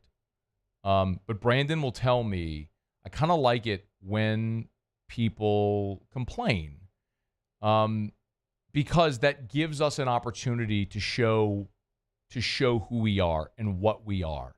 Because at Relief Windows, they'll never take $1 from you until they're done and you're thrilled. And if they do make a mistake or something goes wrong or you're not pleased, they're going to go to the end of the earth to make sure that you're happy. They're just the best. It's Relief Windows. Windows, doors, siding, ReliefWindows.com. I've been doing business with Luba for 25 years.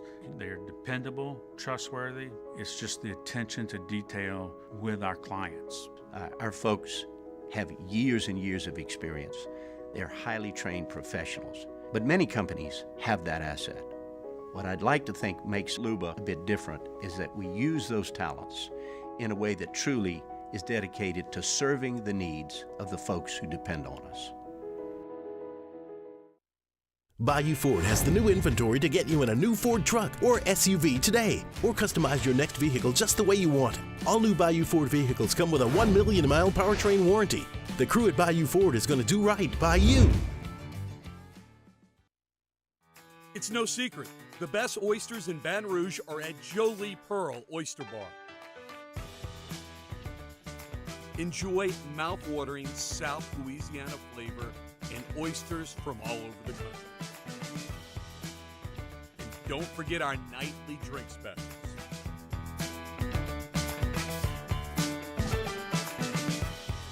Jolie Pearl Oyster Bar, located in downtown Baton Rouge.